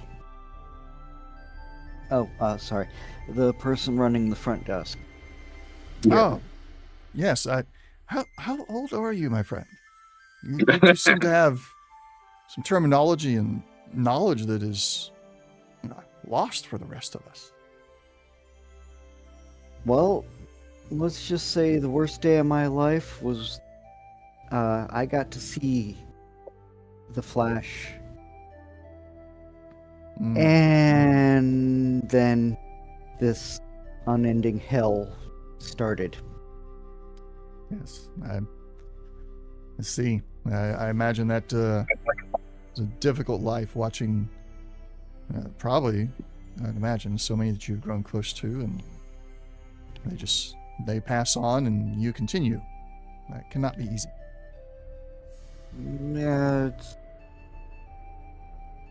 debatable as to which was harder, watching people I knew die or finding where I used to live, and there's charcoal bits that used to be people. Yes, I see the difficulty there. But yeah, Either you get on with your life, or you go and become one of those shambling monstrosities. Well. And I'm sure you will have a long and fruitful life continuing on and die in glorious combat. well, see what happens. But, As you're talking with Dr. Rast, you begin to hear some knocking at the door.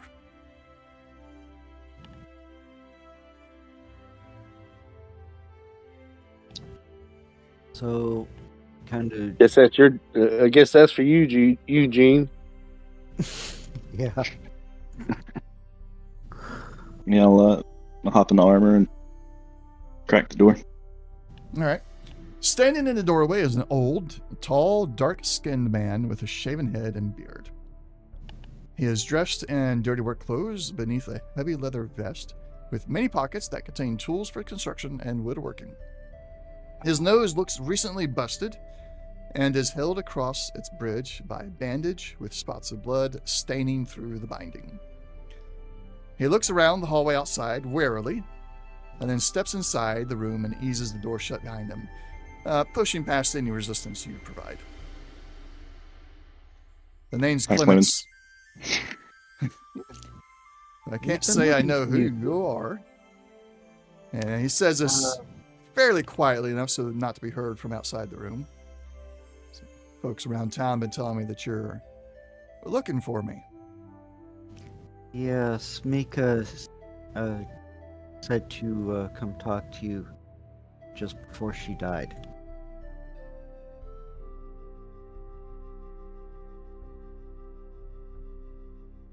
How did she die? She was investigating what looks like a vault and rattle off the general location. And she said that to talk to you. She also spoke of something that kind of sounds on the fringe, but people used to be able to do a lot of weird stuff with some technology. What did she say when she was dying? What did she tell you why you were supposed to come find me?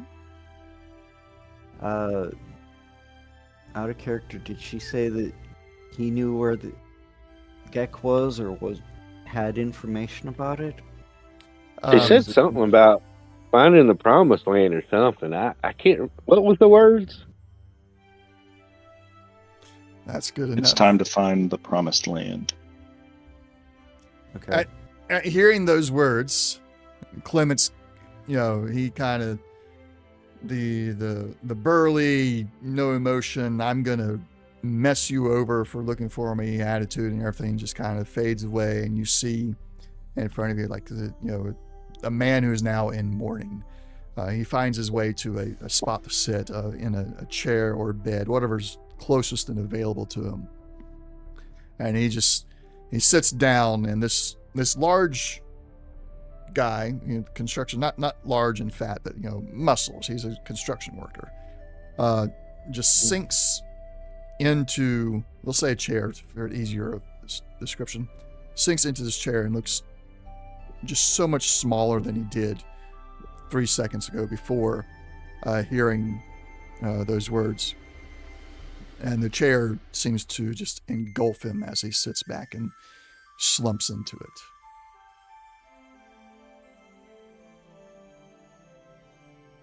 He takes out a flask, and drinks from it.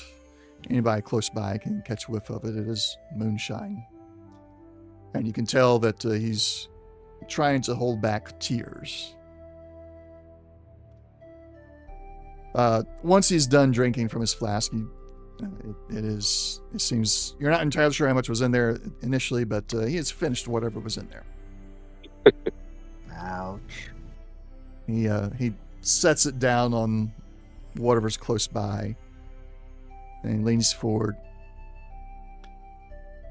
Mika had a GEC, or Garden of Eden Creation Kit.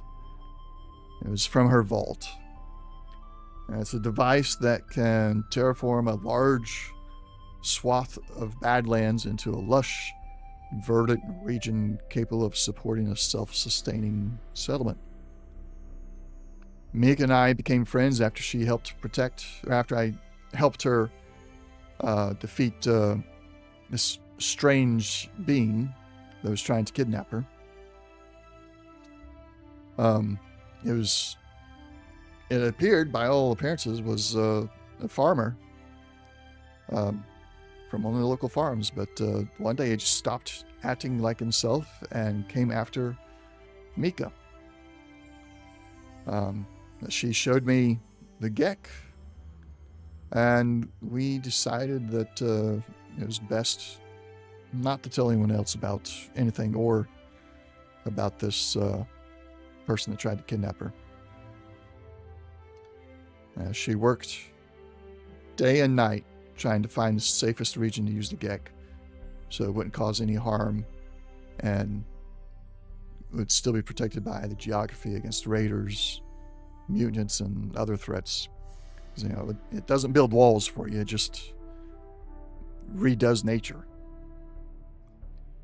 But she was always worried that by the time they found the perfect location, it'd be too late to save her Vault Dweller friends. And Vadim, he's one of the brothers who owns the inn here that we're staying in. He made a deal with Mika in exchange for a favorable trade deal once her new settlement was established.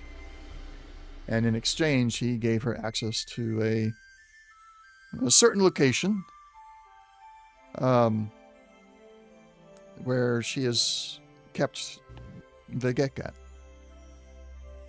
Okay.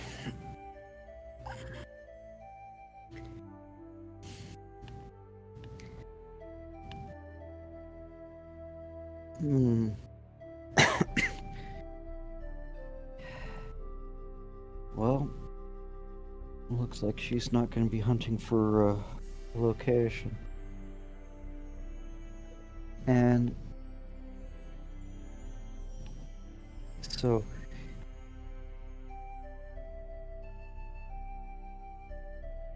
all right. What kind of church were you building? He looks at you almost incredulously. All right. It's the All Faiths Church. That's just my day job.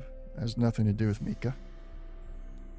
Yeah. Oh, you were just helping them build the church. Okay. I thought like it was your church. Oh, all right.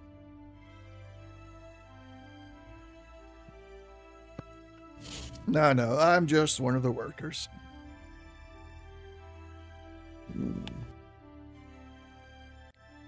Any questions for Clements? He's pretty much spilt his guts to you guys.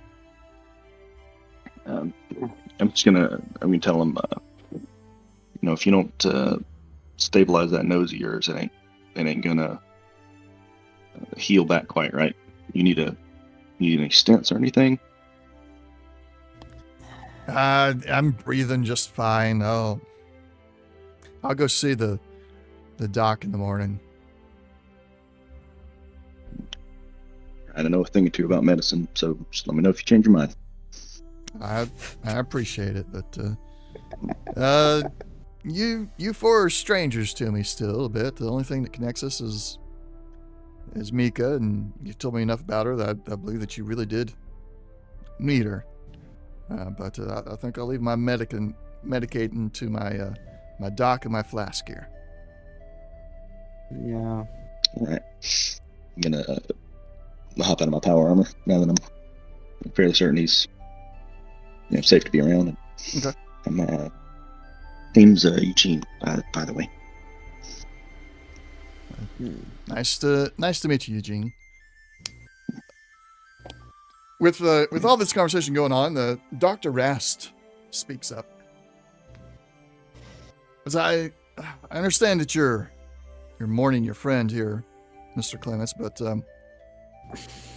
Well, my friends here and I would like to pursue Mika's dream. And, we could go on and find a place and use the Gek. But it'd be very helpful if we could see all of her research.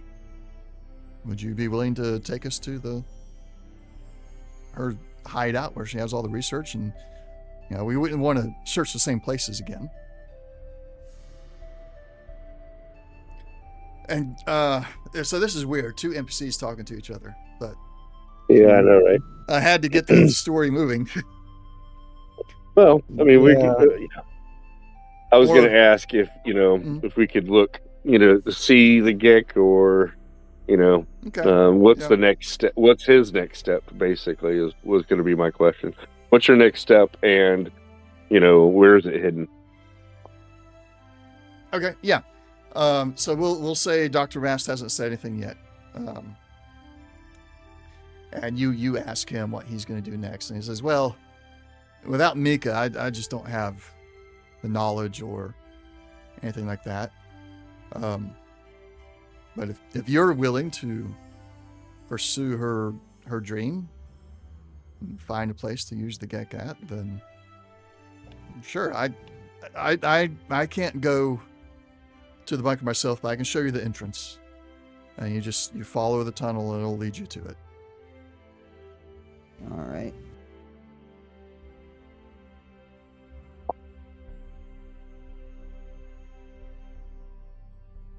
Well, that would be great. That way we can see if this is real or not. Okay. Well, come with me. So it's still it's not quite noon. I'm sorry. No, it is evening because you went to Third. yeah. It's not quite proper supper time yet. That's what I was trying to say. Forget I said anything about noon and supper time opposite each other. He shows you to the entrance.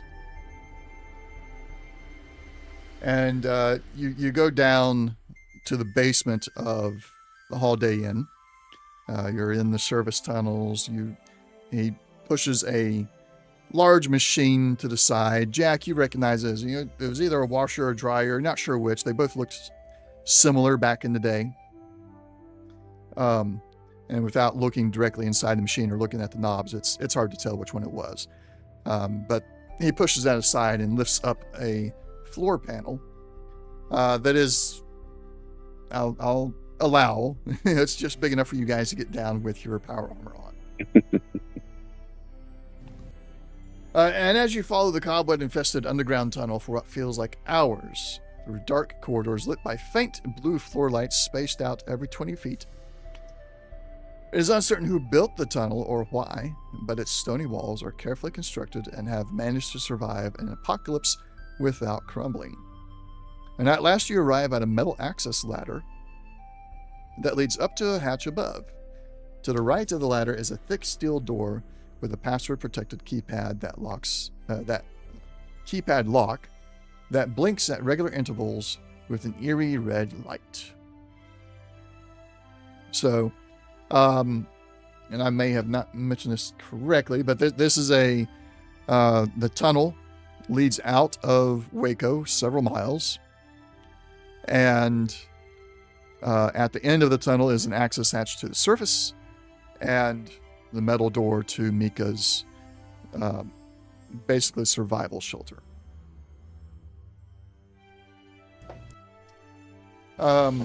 Unfortunately, though, even Jack doesn't know the name of that particular faction yet. Yeah, no. Jack doesn't know Squatski. Yeah. But right. So you now know that this keypad and everything, the door is to Mika's survival bunker. The ladder leads up to the wasteland. What would you like to do? right.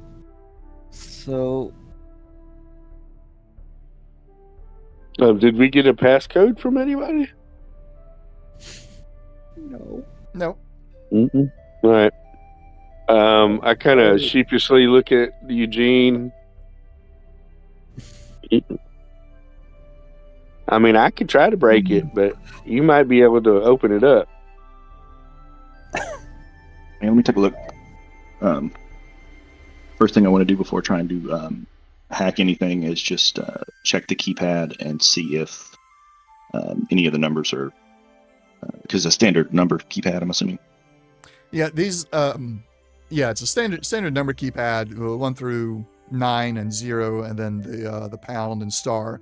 However, if I know where you're going, these numbers are etched into the metal buttons, and they're not painted on. So there's no paint where to look for. Gotcha, no corrosion. Okay. So yeah, I'll just start looking at the wiring, see if I can, tweak this and whatnot and get it to open. Okay. It's going to be an intelligence science test because there's an electronic lock. The difficulty is 3. Okay.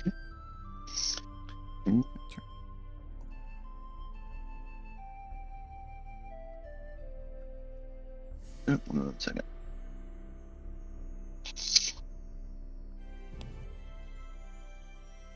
Okay. Let me go ahead and pop another Nuka. Okay. Feeling a bit thirsty. 1 HP. And you did get radiation from it that time. Cool. Looks like, yeah, it popped in there automatically. I'm watching your name in the combat tracker, and all of a sudden there's the Nuka-Cola effect, and then 1 radiation popped in. Like, gonna turn yourself into a ghoul with all this Nuka-Cola.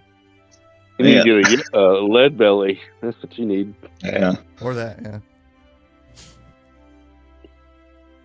You said science, correct? Intelligence. Yep, intelligence science. Yep. Go straight. Whoa, that was close. Reroll that 18. All right, right on the money.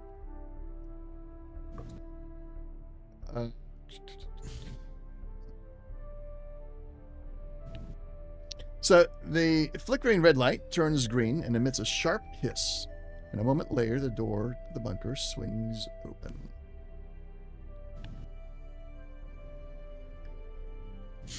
When you enter the bunker, what you see is the following. In fact, I'll also just, for the sake of it,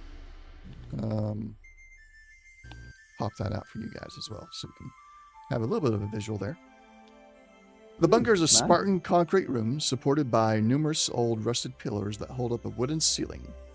The floor is littered with empty food wrappings, broken and discarded Nuka-Cola bottles, and random trinkets. Broken down machines from before the Great War line 2 walls and seem to have been stripped for parts. Shelves create 3 aisles through the room. The shelves house many boxes, supplies, books, scrap, and personal trinkets. In the back of the bunker is a simple bed next to a makeshift kitchen. In the center aisle floats a Miss Nanny utility robot painted white. Its 3 arm-like mechanical appendages hang beneath its spherical body, bending and pointing at you with high-tech pincers. Its eyes, 3 ocular cameras, crane from the top of its dome, expanding their lenses to shine pink light towards the door. The kind voice of a woman with a French accent echoes from the robot. I will not be attempting that accent or voice. Just imagine it in your head. Oh, there you are, Miss Mika. I was getting so worried about you. Welcome home. I do hope that you have been eating well and drinking plenty of water.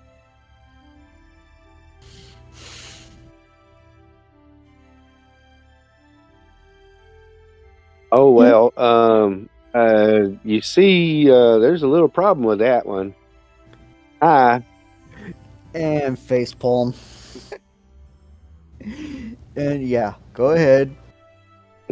Keep going. My name is Ron, and this is our friend Jack and Eugene and Dr. Oh, I forget his name sometimes. Dr. Reese. Rice. Rest. Rast. There we go. Dr. Rast, we happened to run into your friend before she died. Sorry to say. Well, since you're telling the truth and you're not trying to play along with the ruse, her pink ocular lights turn red, and as they do, she asks you how you found the bunker. Had a talk with Clements. He said that this is where she's been hanging out, and we were hoping to continue her quest. Because we're heroes, and that's what we do. Now I'm facepalming.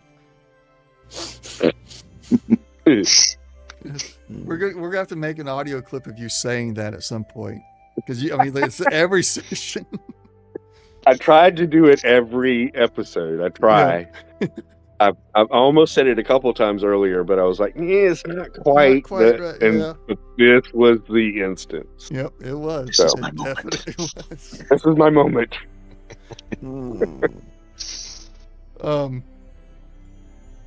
She asks you where Mika is and how exactly she died.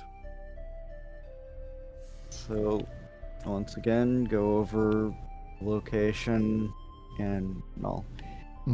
Will you, let me ask you this, will you try to hide anything from Clara? Or from the Miss Nanny? No. I'll very definitely accentuate, though, that we did try to give her medical attention and it failed. Okay. But I will say, in character, yeah, this is where we met the doctor. He had found her or something. I don't know exactly how did that happen, but this is where we met the doctor too. So, yeah, he's new to us. What is your intention here? To look over her research and finish what she was working on. And I think the doctor's looking for his daughter as well. Isn't that right, Mr. Reese? Dr. Reese? Dr. Rast? Excuse me. Yes, I've been looking for my daughter. I ran across Mika in the process, and I would very much like to continue her quest. That's the least I can do.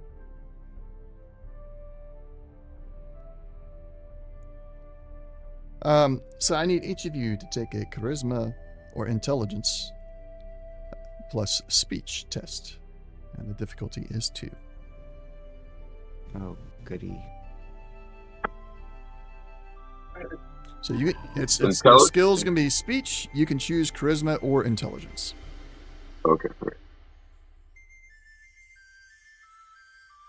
I'll do charisma. Still bad. Okay.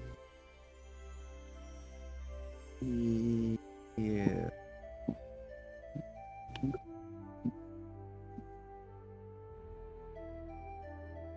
Oh, what was the difficulty you said?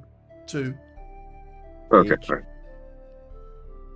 Oh, I bombed that.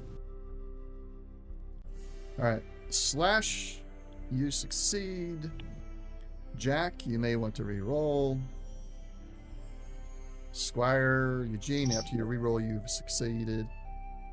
Jack, what you gonna do? I'm gonna try and re-roll. Okay.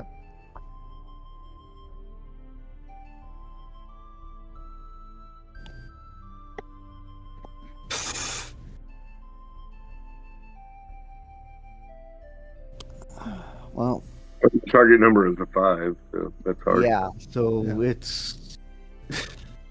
Yeah. Alright, I'll try the other one.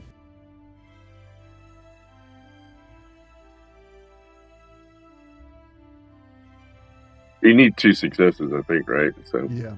Yeah, I Mm. want to at least not utterly fail. All right, Yeah. I'm boned. All right.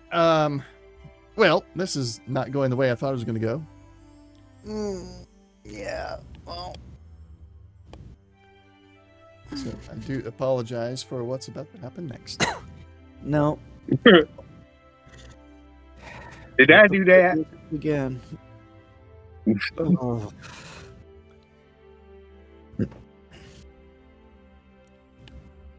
The bunker you're going to see is a map that I created for this encounter. It's not exactly as the description is in the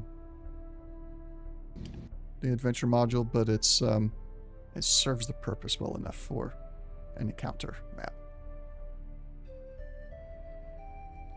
See, is that everybody? Yep, that's everybody. Let us share the record.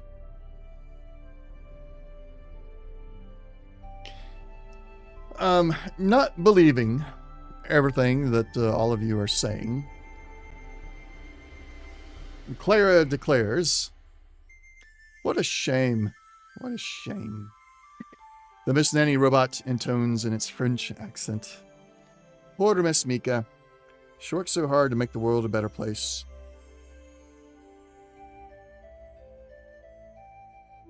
And here you are to soil her good reputation. And she opens fire. Jack, since you're the one that Bombed the hardest. yes, Yes. you will be the first target. Okay. And it is a flamer at close range. All right. Yeah, all of her attributes are close range because she essentially has reach with what are essentially melee weapons. But she's going to start with the flamer, which is a total whiff. And let us begin at the top of the round. Dr. Rast will stay at the back. Once again, just kind of spotting, acting as a spotter. Slash, it's your turn.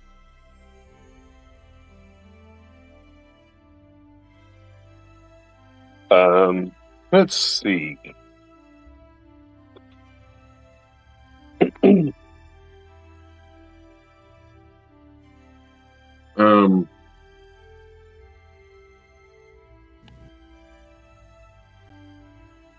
I'm going to take a defensive position. Forgot how to do that. Leave it to maneuver. Or no, wait a second. I guess I don't know, man. I want to. Oh, I'm going to move forward and try to grapple. There we go.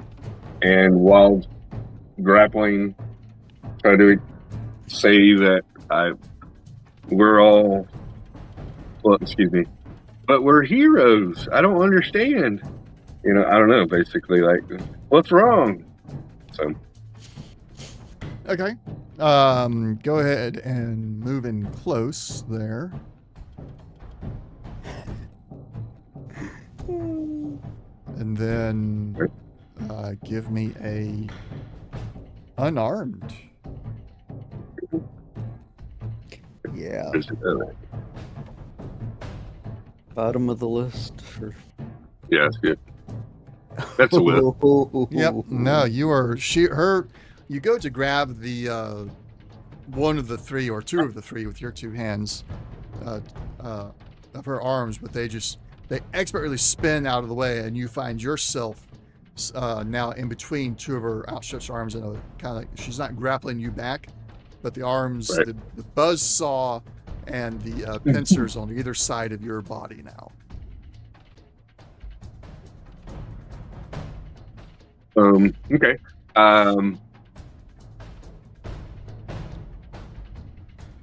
Can I do a charisma something to deceive, get her to talk whilst I'm trying to grapple her?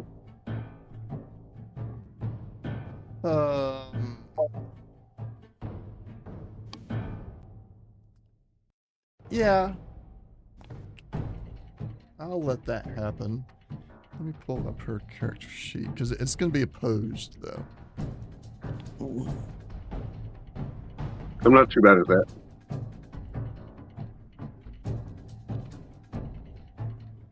All right, it's going to be. I'm increasing the difficulty. I didn't level her up because I did not anticipate this.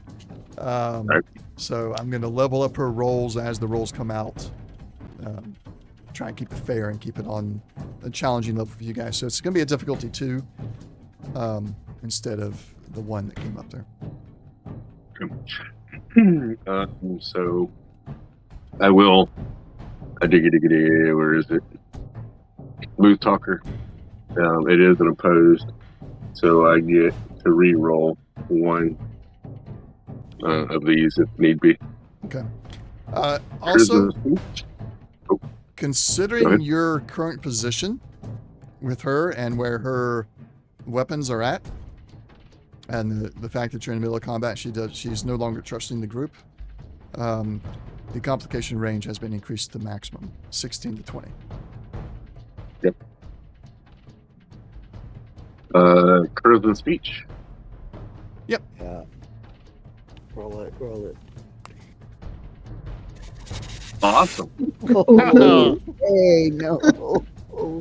I'm gonna definitely re-roll 1 of those Yep. with my Smooth Talker, Okay. and then spend a luck point on the other one. All right. All right. Awesome. This is going swimmingly. It is. Oh. I just barely Ooh. fail, and a complication. And a complication. And you can only re-roll once, so that one sticks. Yep. At least you're- it's not 2 complications. Yes, you did. You got out of 1 complication. But since this one rolled on the actual 20, it's going to be the doozy of a complication. Awesome. Gotta love it. That's what happens when you step out on a limb and try to do something funny. Yeah, it's going to make it more interesting. So, Right. as you're speaking to her, you're trying to use your smooth talker. You're even like, you're hearing from her a very nice feminine French voice and everything. So you're a little bit in a stupor on that. So you're trying to like, hey, I'm a Casanova. I'm going to get in here. I'm going to I talk know, smooth yeah. and everything. And you completely forget that you're surrounded by the buzzsaw and the pincers. And so the buzzsaw whirls up and, well, it's already spinning because she's got everything activated. But you kind of in your Casanova way, you're like, oh, I'm going to lean on this thing right over here, look all cool and everything. And you lean on the buzzsaw. Your, I did it the wrong way. Not that you can see me. Your left arm lands on the buzzsaw and it cuts some of the wiring / liquid pipes and everything under the arm. Your Okay. left arm is now disabled. You cannot wield anything that requires 2-handed until you get your power armor fixed. Okay. Let me put that in to the thing. Okay.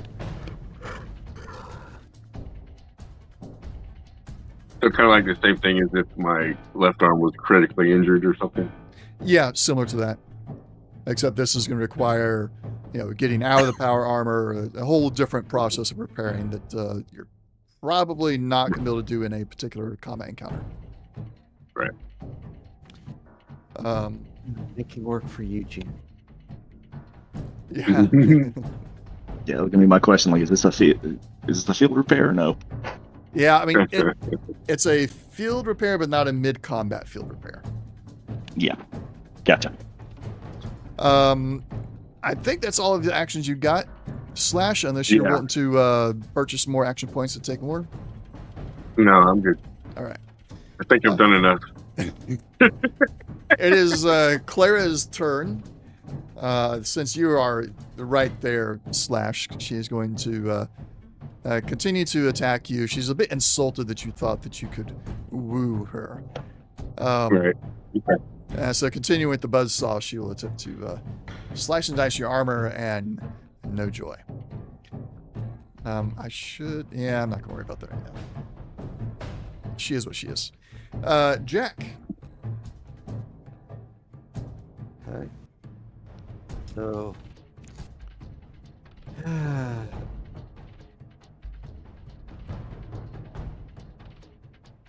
And like, truly sorry, miss, but and come forward. Oh boy, here comes that new Ripper. Yeah. Would that be arms? For on the Pip Boy. I'm actually trying to cut off one of the. Yeah, she's got 3 on well. It's showing left arm, left leg, right. So just it doesn't matter. You pick the arms or pick either of the legs. We'll count it anyway, some way. We'll roll a die to see which one it actually is affecting. Unless you want to specifically target one of her tools. Where you're at, you can reach the buzzsaw and the flamer. The pincer is on the other side of Slash. Right. I think the flamer is the biggest problem, so Okay. I'll go for that one. So we'll ignore whatever the thing tells us. Don't worry about hitting the Pit Boy right now. We will just well, no, hit the arm, I guess. Just hit the arm, and then we'll say it's the flamer if it disables it. Yeah, just it's been wanting to do. Yep, that is a hit on the right arm. Yeah. Sure. Which and damage. Damage is. Oh, look at all those dice. And then apply. Okay, let me get a. Tried to apply it to a leg. Yeah.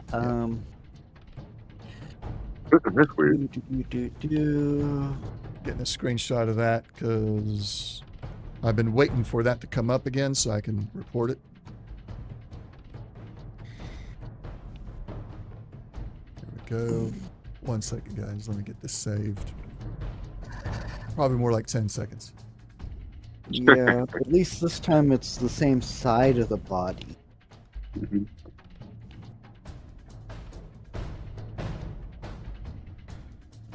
All right. There we go. Got that saved. Okay. So let me go in there and correct the damage effect that got applied. We will say right arm. She's not prone. Yeah, not attacking her propulsions.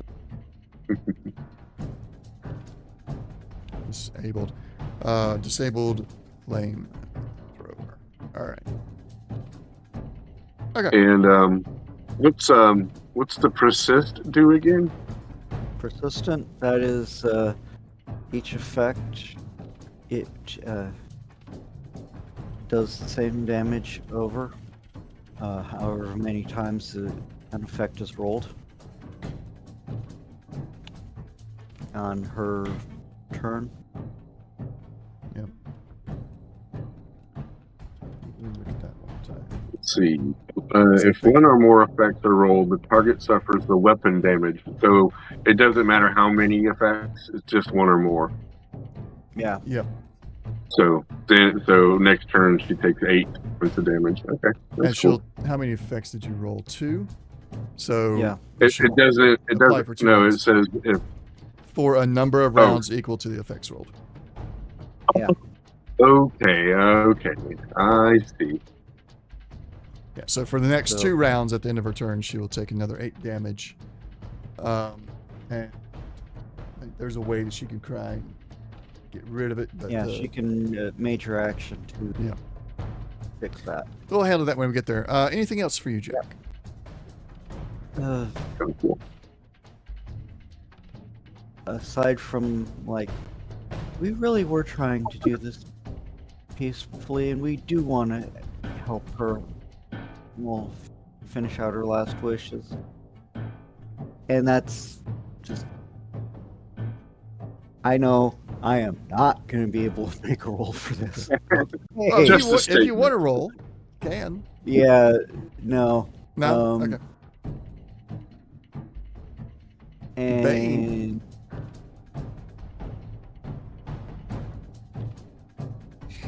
Go doggy He's go. gonna try that doggy thing where grab the limb of the tree and hang on. Okay. So,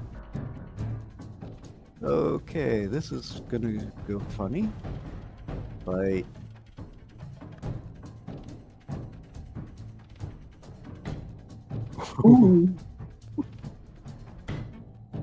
Is this error? Yeah. All right. Damage.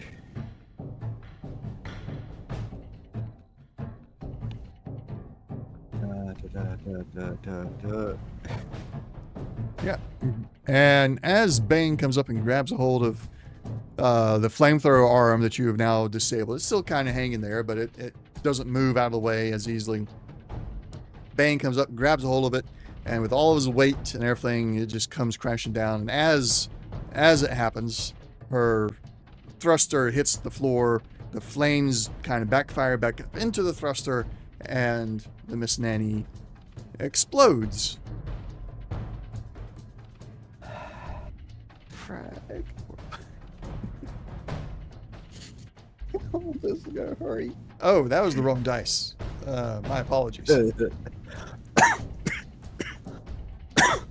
Okay. I just grabbed the D6 by accident. 4 damage to Bane, Jack, and Slash. All right. Just go torso and reduce it by your armor, which, I mean, I think most of you Yeah. will just not take anything. Physical Right. 1. Yep. Where's the flag? Wound of...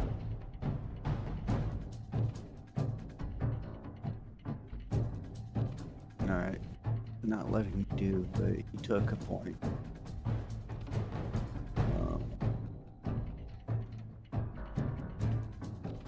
And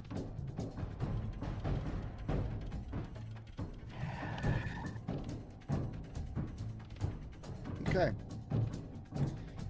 So, with Clara defeated,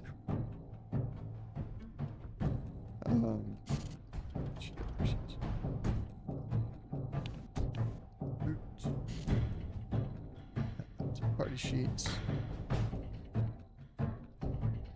You're now Sorry, left- Eugene. Sorry, Eugene. I was trying to save it so we can maybe reprogram it, but she just went all wild on us. All right. Attempting What were to you be gonna say? as I'm sorry. spoiler-free as possible. Hmm? How long do all you have? Do you need to be off on the dot, or can you stick around maybe another 15 to 20 minutes? I think stick around a little bit. Yeah, I'm good for 15, at least. Eugene? You mean 15 over the? Yeah, 15 Normal time? over the normal time. Let me check real quick. Okay. Hmm.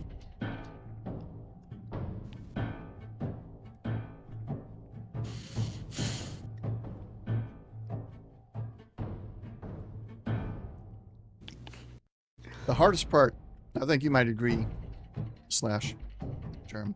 Mhm. Hardest part of being a GM is estimating how long your player is going to take doing any one thing. Yeah, it's like, do I make it harder?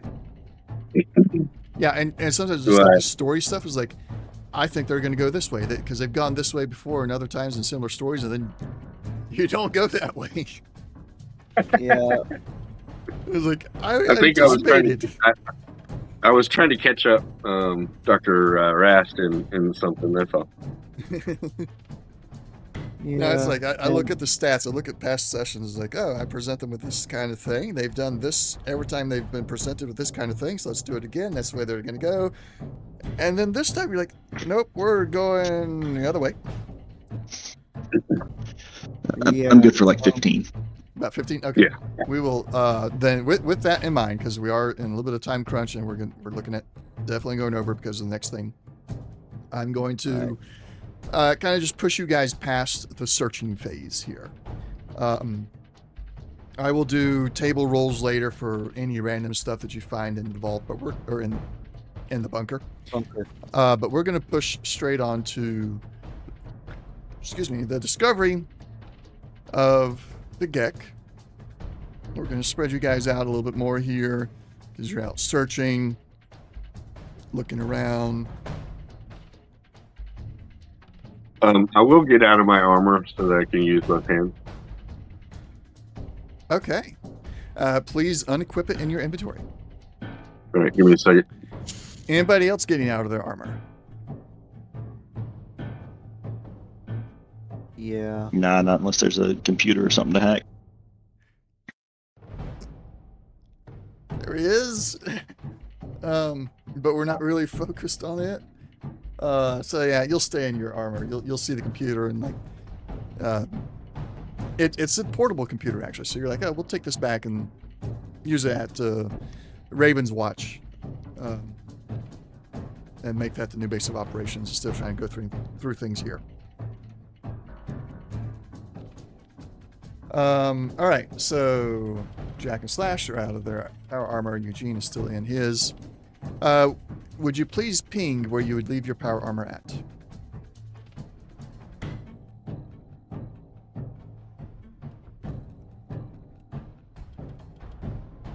Yeah, pretty much the same spot because that's where I got damaged at. Okay. Let me do this real quick.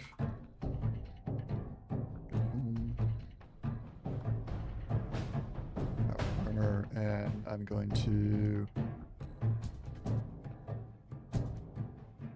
Yeah, we'll just use this one. We'll do that as where you've left your power armor at. Can you see those images? Mm-hmm. Yes, All right, good. I'll be the one on the top. Yeah. I try to just arrange it in the same spots you were standing around Yeah. the Sounds great. Clara. So you search the place. You find a mixture of things: ammunition, armor, clothing, food, beverages, chems, some ranged weapons, and junk as well. But you also eventually find the Gek hidden in a shelf of a broken pre-war machine. The Guardian Creation Kit isn't much to look at. It seems to be a small silver briefcase emblazoned with the letters Gek on it. Attached to the side of the briefcase is a small transmitter device that is currently turned off. Taped on the inside of the lid is a note card that ominously reads, "The Gek will collapse all matter within its given radius and recombine it to form a paradise landscape so that life may begin anew. Do not use it in a populated area. To begin, simply add water and stir." Anybody gonna try and activate it? No. No. Okay. Wrong character. Eugene? No way. No way. Yeah. The sound of a familiar but ghostly voice fills the room, echoing out of the Miss Nanny's speaker. It is Mika's voice. "If you're hearing this, then that means that I am dead, and you are now in possession of my people's Garden of Eden creation kit. I can't make your decisions for you. What you do with the device, how to use it, all I can say is this. This whole mess, how we got here, it started because the people who had power kept it all for themselves, and the rest of us were tossed aside. They took and they took, and in the end, all they left behind were ashes. My plea to you is this, that whatever you do, don't be like the people who burned the world down. Use the Gek for good, build a new, better world, and when you do, use the transmitter on the kit to find my people. Find them and save them. Bring them to the promised land." Anyhow, I guess I'll be going now. I get to find out where you go next, after this life. I hope it's something green, or somewhere green. And with that, the audio crackles, but for a moment before an eerie silence. Crackles for a moment before the eerie silence fills the bunker once again.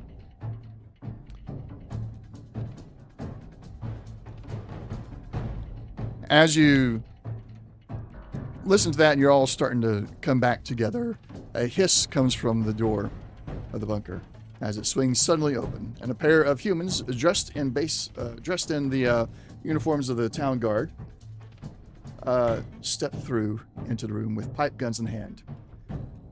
And behind them stands another 2 humans wearing the garb of construction workers wielding batons that spark with wild electricity.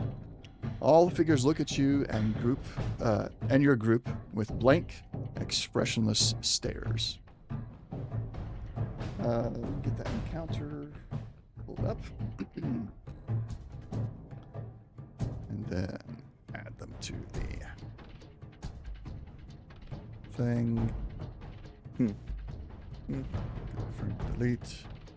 We'll reveal all. So the number actually on the table here is different, but that is okay.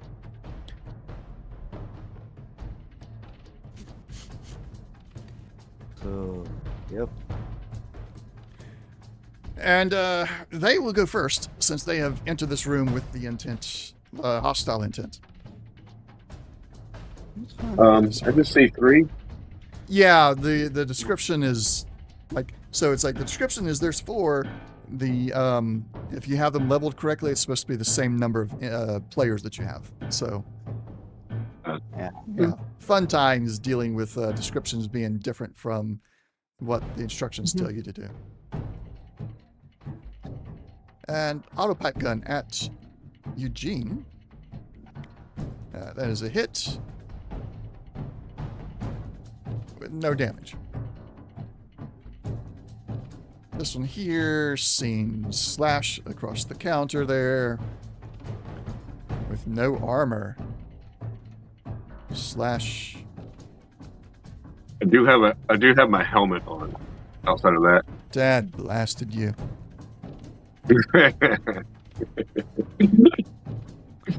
Thought I had you. That's the only piece of equipment I got. It's my helmet on. So. All right, this is gonna wait. Lucky for me, I picked the helmet. Whew, because that shot hit me in the head. So that is 1. And yeah, even with the burst, he's not going to do anything. All right. So we're going to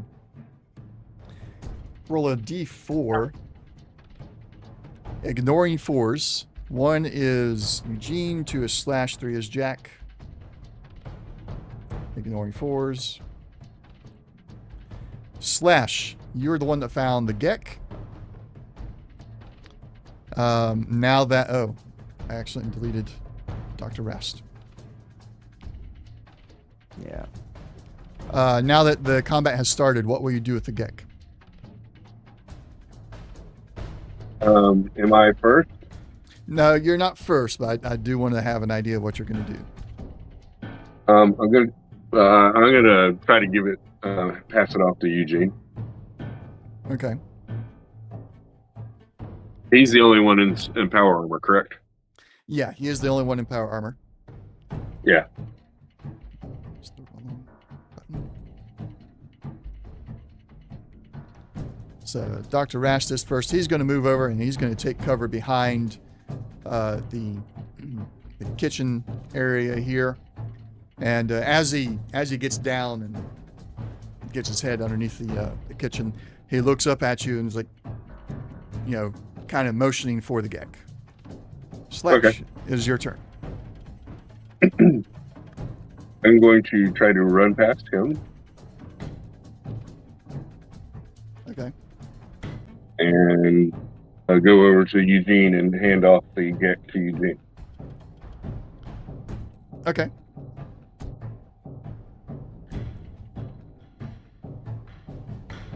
Right, now grab it and store it. All right. Well, what else would you like to do? Does that take a major action, minor action? That'd be your minor action to hand it off. Okay.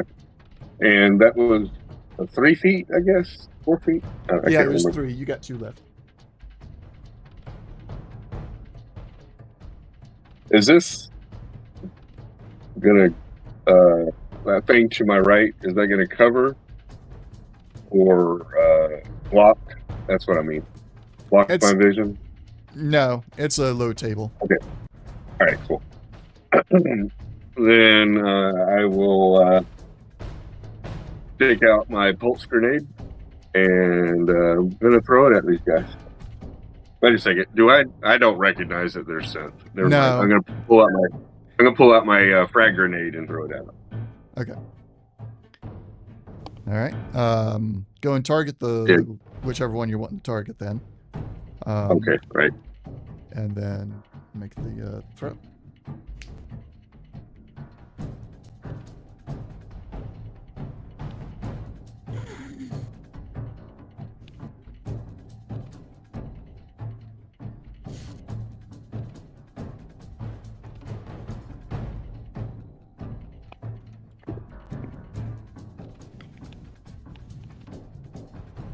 All right. As a hit, roll damage. Hold on 1 second. Demolition expert. When you make an attack using a weapon with a blast quality, the attack gains the vicious damage effect. In addition, you unlock explosive rest. Oh, okay, never mind. Yeah. So this has vicious, the damage. Right. Do what? It adds This vicious damage if has you already vicious have it. because I'm an explosive expert. Yeah. Holy Oh, moly! good night. Look at those effects. Yeah. So 6, 7, 8, 9, 10.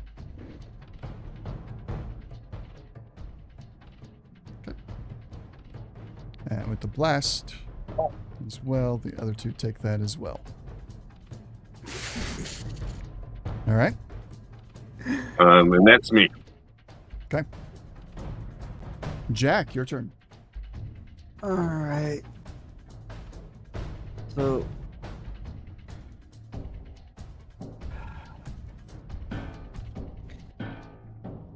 Quick question. The average individual, not leveled, how many hit points do they have? Not leveled? Well, it's based on your strength and something else. But it starts around 10-ish. Okay. All right. Well, so. But these guys have been leveled up close to you guys. Yeah, I mean, I'm just assuming, generally speaking, that they're just, average people and such, I don't know that they're Luck. complicated. Cautious. Cautious nature. Did you pick up cautious nature? Yes, I did.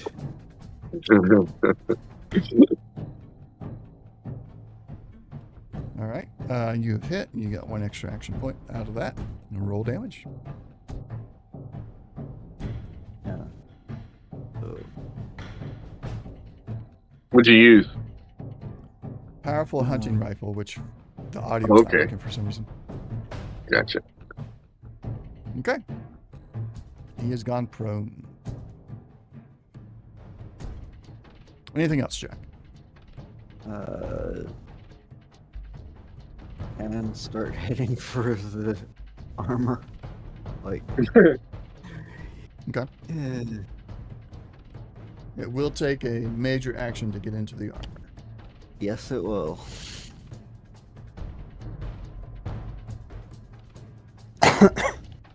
Right, so that's that. Bane.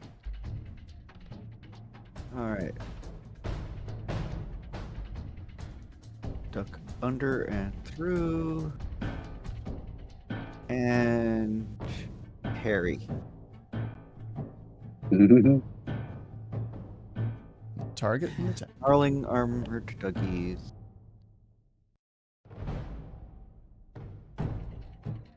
Yeah. So, hard major action to get there, because Okay. more than normal movement. No, it's minor action to get there. Minor action is 10 squares. Okay. So he still has major action. All right. Let's see how well the bite does. Time. Ooh. Get some. That's an action point. All right. Damage.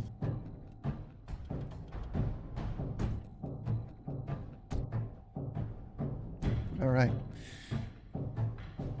Next up, Eugene. When I think something's up at this point, after they took a grenade, rifle hit to the face, like, does this still seem within the realm of like a normal person could? Oh yeah, you've seen raiders do this. The only odd thing about this is like these are some of the townsfolk and security guards that you were just around not too long ago. Do they seem to have like obvious armor, or? Yeah, the security guards definitely have armor on, and the construction workers. I mean, they're in heavy clothing. Okay, so yeah, then I won't be operating under any suspicion or anything. So I'll just get my weapon out and fire. Okay. I'll go for number 2 here. They're the closest.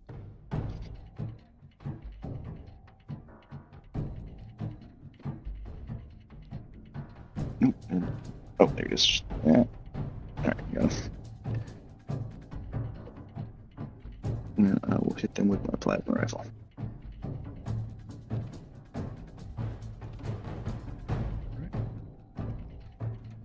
The boy you did. 19 fish for some points here. It looks like, did you Very aim? good.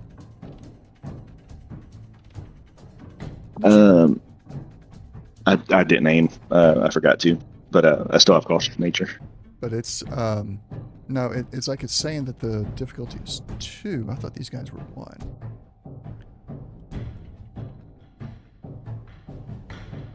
Yes. You took 5 additional d20s. That should not have increased the difficulty. All right, so you guys get 3 action points there. I don't know why it did that. All right, roll damage. All right.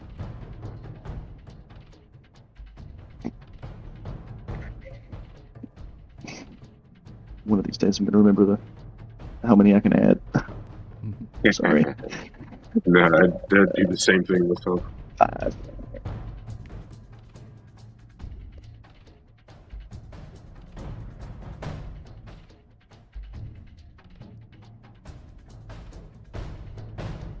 All right, you've knocked him prone, and he is heavily injured. Okay. I can re-roll. Okay. This one is Mainly for effect, so he can burst. to take away that 10. Okay, reroll.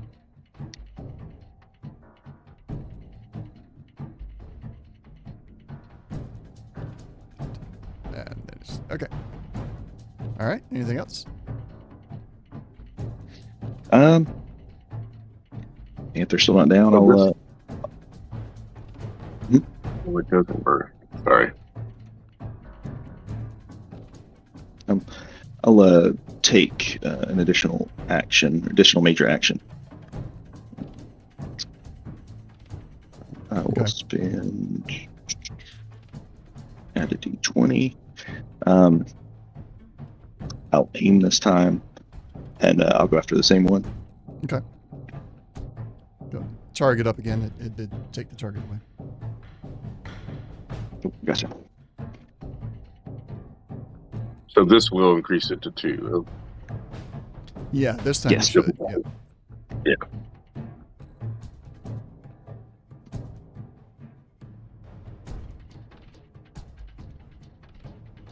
Reroll at 19. Action point of that. Reroll 19. Oh,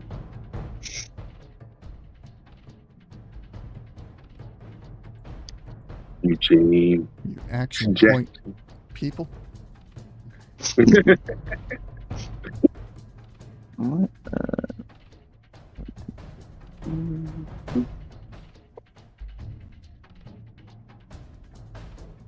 And they're dying, so not gonna bother re-rolling. All right.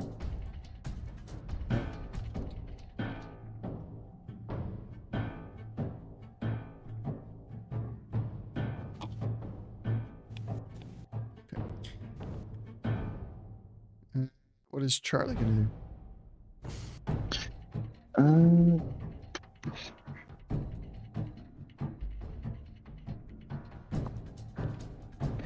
I'm just gonna have Charlie stick by me. This is I don't want Charlie getting hurt. Okay. But I will say before my turn is over, I think it's 1 AP to do an additional minor action. Yes. All right, so I'm going to do that, and I'm just going to use that to aim at, say, the one with that's looking the healthiest, just to put recon on him. Okay. The healthiest is number 3. Okay.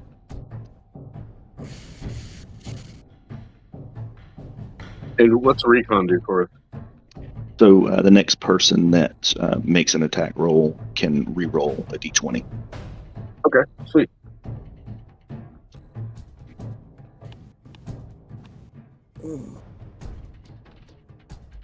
All right.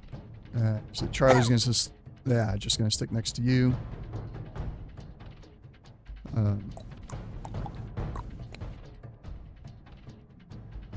Is that it then? Yep, that's it. All right. They're replicas. Guard? The guard's turn.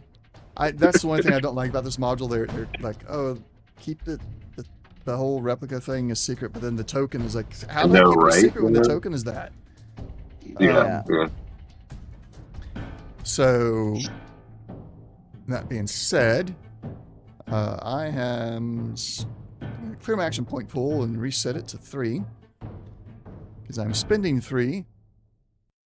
Yum. Reinforcements have arrived. Oh, ooey. Oh, goody.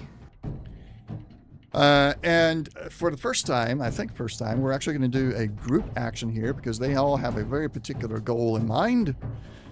And one of them is essentially targeting you, Eugene. But then all the others that get to assist in the roll. So his initial attack is also, it's going to be a different weapon. So ignore that it's coming from Dr. Anybody. In fact, here, let me just do this real quick.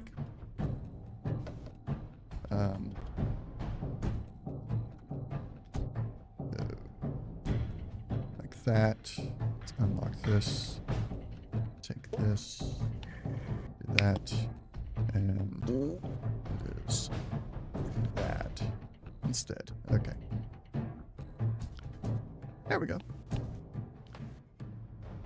So, Fire away. first off, the initial one is firing. That's a 1. All of the others are helping him. So it's 1, 2, 3, 4. Additional 4 d20s. Their target number is 12. So that's additional Lag. 2. 2 on a total of 3 successes. 1 needed, so that's an additional 2 extra points here. That is a hit. And then thing. Yes, I'm getting lag as well. Oh my goodness, that is some horrible. I clicked on the thing and then it's like, oh, you clicked and you're dragging it. No, I was not trying to drag it. I don't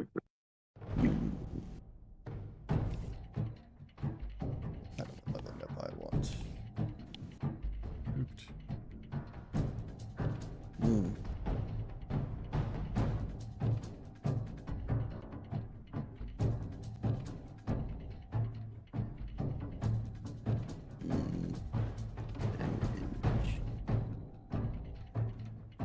Okay, yep, there it is. I was looking for the damage to make sure I was going to do it right. So his initial damage amount is 4. Don't know. Sorry. Okay. You did something? I was just, I accidentally grabbed the replica weapon and released, and it fired. Oh. Okay. Interesting. Yeah. 1, 2, 3, 4. Additional 4 dice. Because of the group action. And dealing... I actually got 2 damage through onto your right leg. This... Negligent discharge, yes. Sorry. Goofing around. Yep, that's me. We're also going to spend another 2 action points. Eugene, you realize fairly quickly that the shots coming at you were not entirely aimed in a way to hurt you, but to just stabilize you. And your secure hold on the Gek is now loosening. This brings us to the top of the round. And I will spend a minor action, but I'll just... It doesn't matter how much I spend because it's going to reset next session anyway. Dr. Rast comes up behind you, Eugene, and effortlessly just kind of pushes the button to cause your power armor while you're off balance from the wave of shots coming at you from the people at the door. He grabs a hold of and twists the knob to open up your power armor, causing it to go into a stationary position as it's beginning to open up. And while this is happening, you're helpless to stop it because it's a process that has to complete all the way before it can be reversed. He grabs the Gek and you shout, you let everybody know, hey, what's going on? Rast is doing something. Jack and Slash turn to see what's happening, not yet in their own power armors. And while they try to shoot at Dr. Rast, he moves with an agility and speed that you've not seen from him yet, almost a blur, as he vaults over the chairs in the kitchen area, and then just without any resistance walks behind the other personnel. Once he gets behind them, they kind of form up around him again, giving him a bit of a human shield, as it were. And as he turns back around and looks at all of you, you see a... Ooh.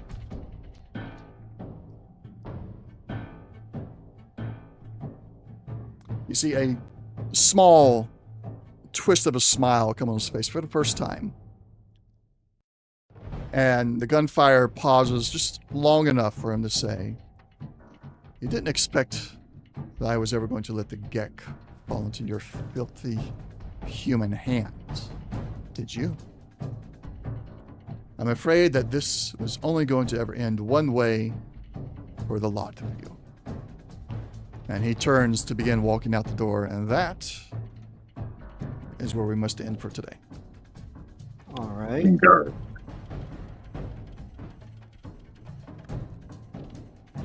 He's not gone yet. I'm not just ripping it completely out of your hands yet. But, No.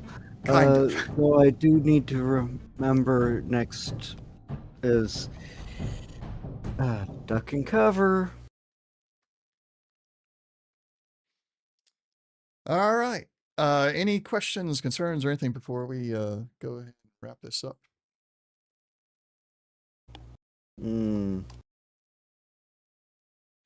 Not that I can think of. Outside of, it was a shame that they, didn't put some other token outside of, synth replica or whatever. And I didn't get on this soon enough to anticipate that and make changes. I should have, but I'll do That's better. all right. Well, This is the first time I'm ever running an official module. So I didn't know what all kinds of things I may want to change, and now I know, and I'll do better with the next official module I try to run. yeah, that's not a lot of it. I made that mistake. We'll try to fix that next time. Yeah. All right. So everybody's good with the 8th of November? As far as I know, everything's good there. Yeah, that'd be fine. All right. And Eugene, I think you said that it was good with you as well? Yeah, shouldn't be a problem. All right. Well then, thank you everybody for watching. We did have a few viewers pop in and out here today, a chatter here and there. So, and if I don't respond to chats, it's because I'm running the game. Sometimes I still try to, but thanks for everybody for watching. Hope to see you next time. We got our next streamed game, I think, is actually going to be Fallout on the 8th, and then we got the D&D campaign on 16th. Is that right? Our next D&D one? Yes. Yeah. So Because we got various people out for various reasons, and then but after the Fallout campaign should continue on every other Saturday for a while. We're not quite done with the campaign. And we do get done, the next one is already ready. So we should be fairly consistent there. Yeah, we'll see everybody on the 8th. For those of you that are interested, we use Fantasy Grounds here. They have their own online convention running the weekend of the 8th. So if you want to check out other games that are available in Fantasy Grounds, there'll be some of those that are streamed and they're available through the Fantasy Grounds website as well if you want to sign up for it and play a game in Fantasy Grounds. I was going to try and run a game this year, but I decided not to. I'm just going to stick with continuing to run this campaign. So thanks for watching. We'll see you next time, and take care. Bye, See guys. you now. yeah.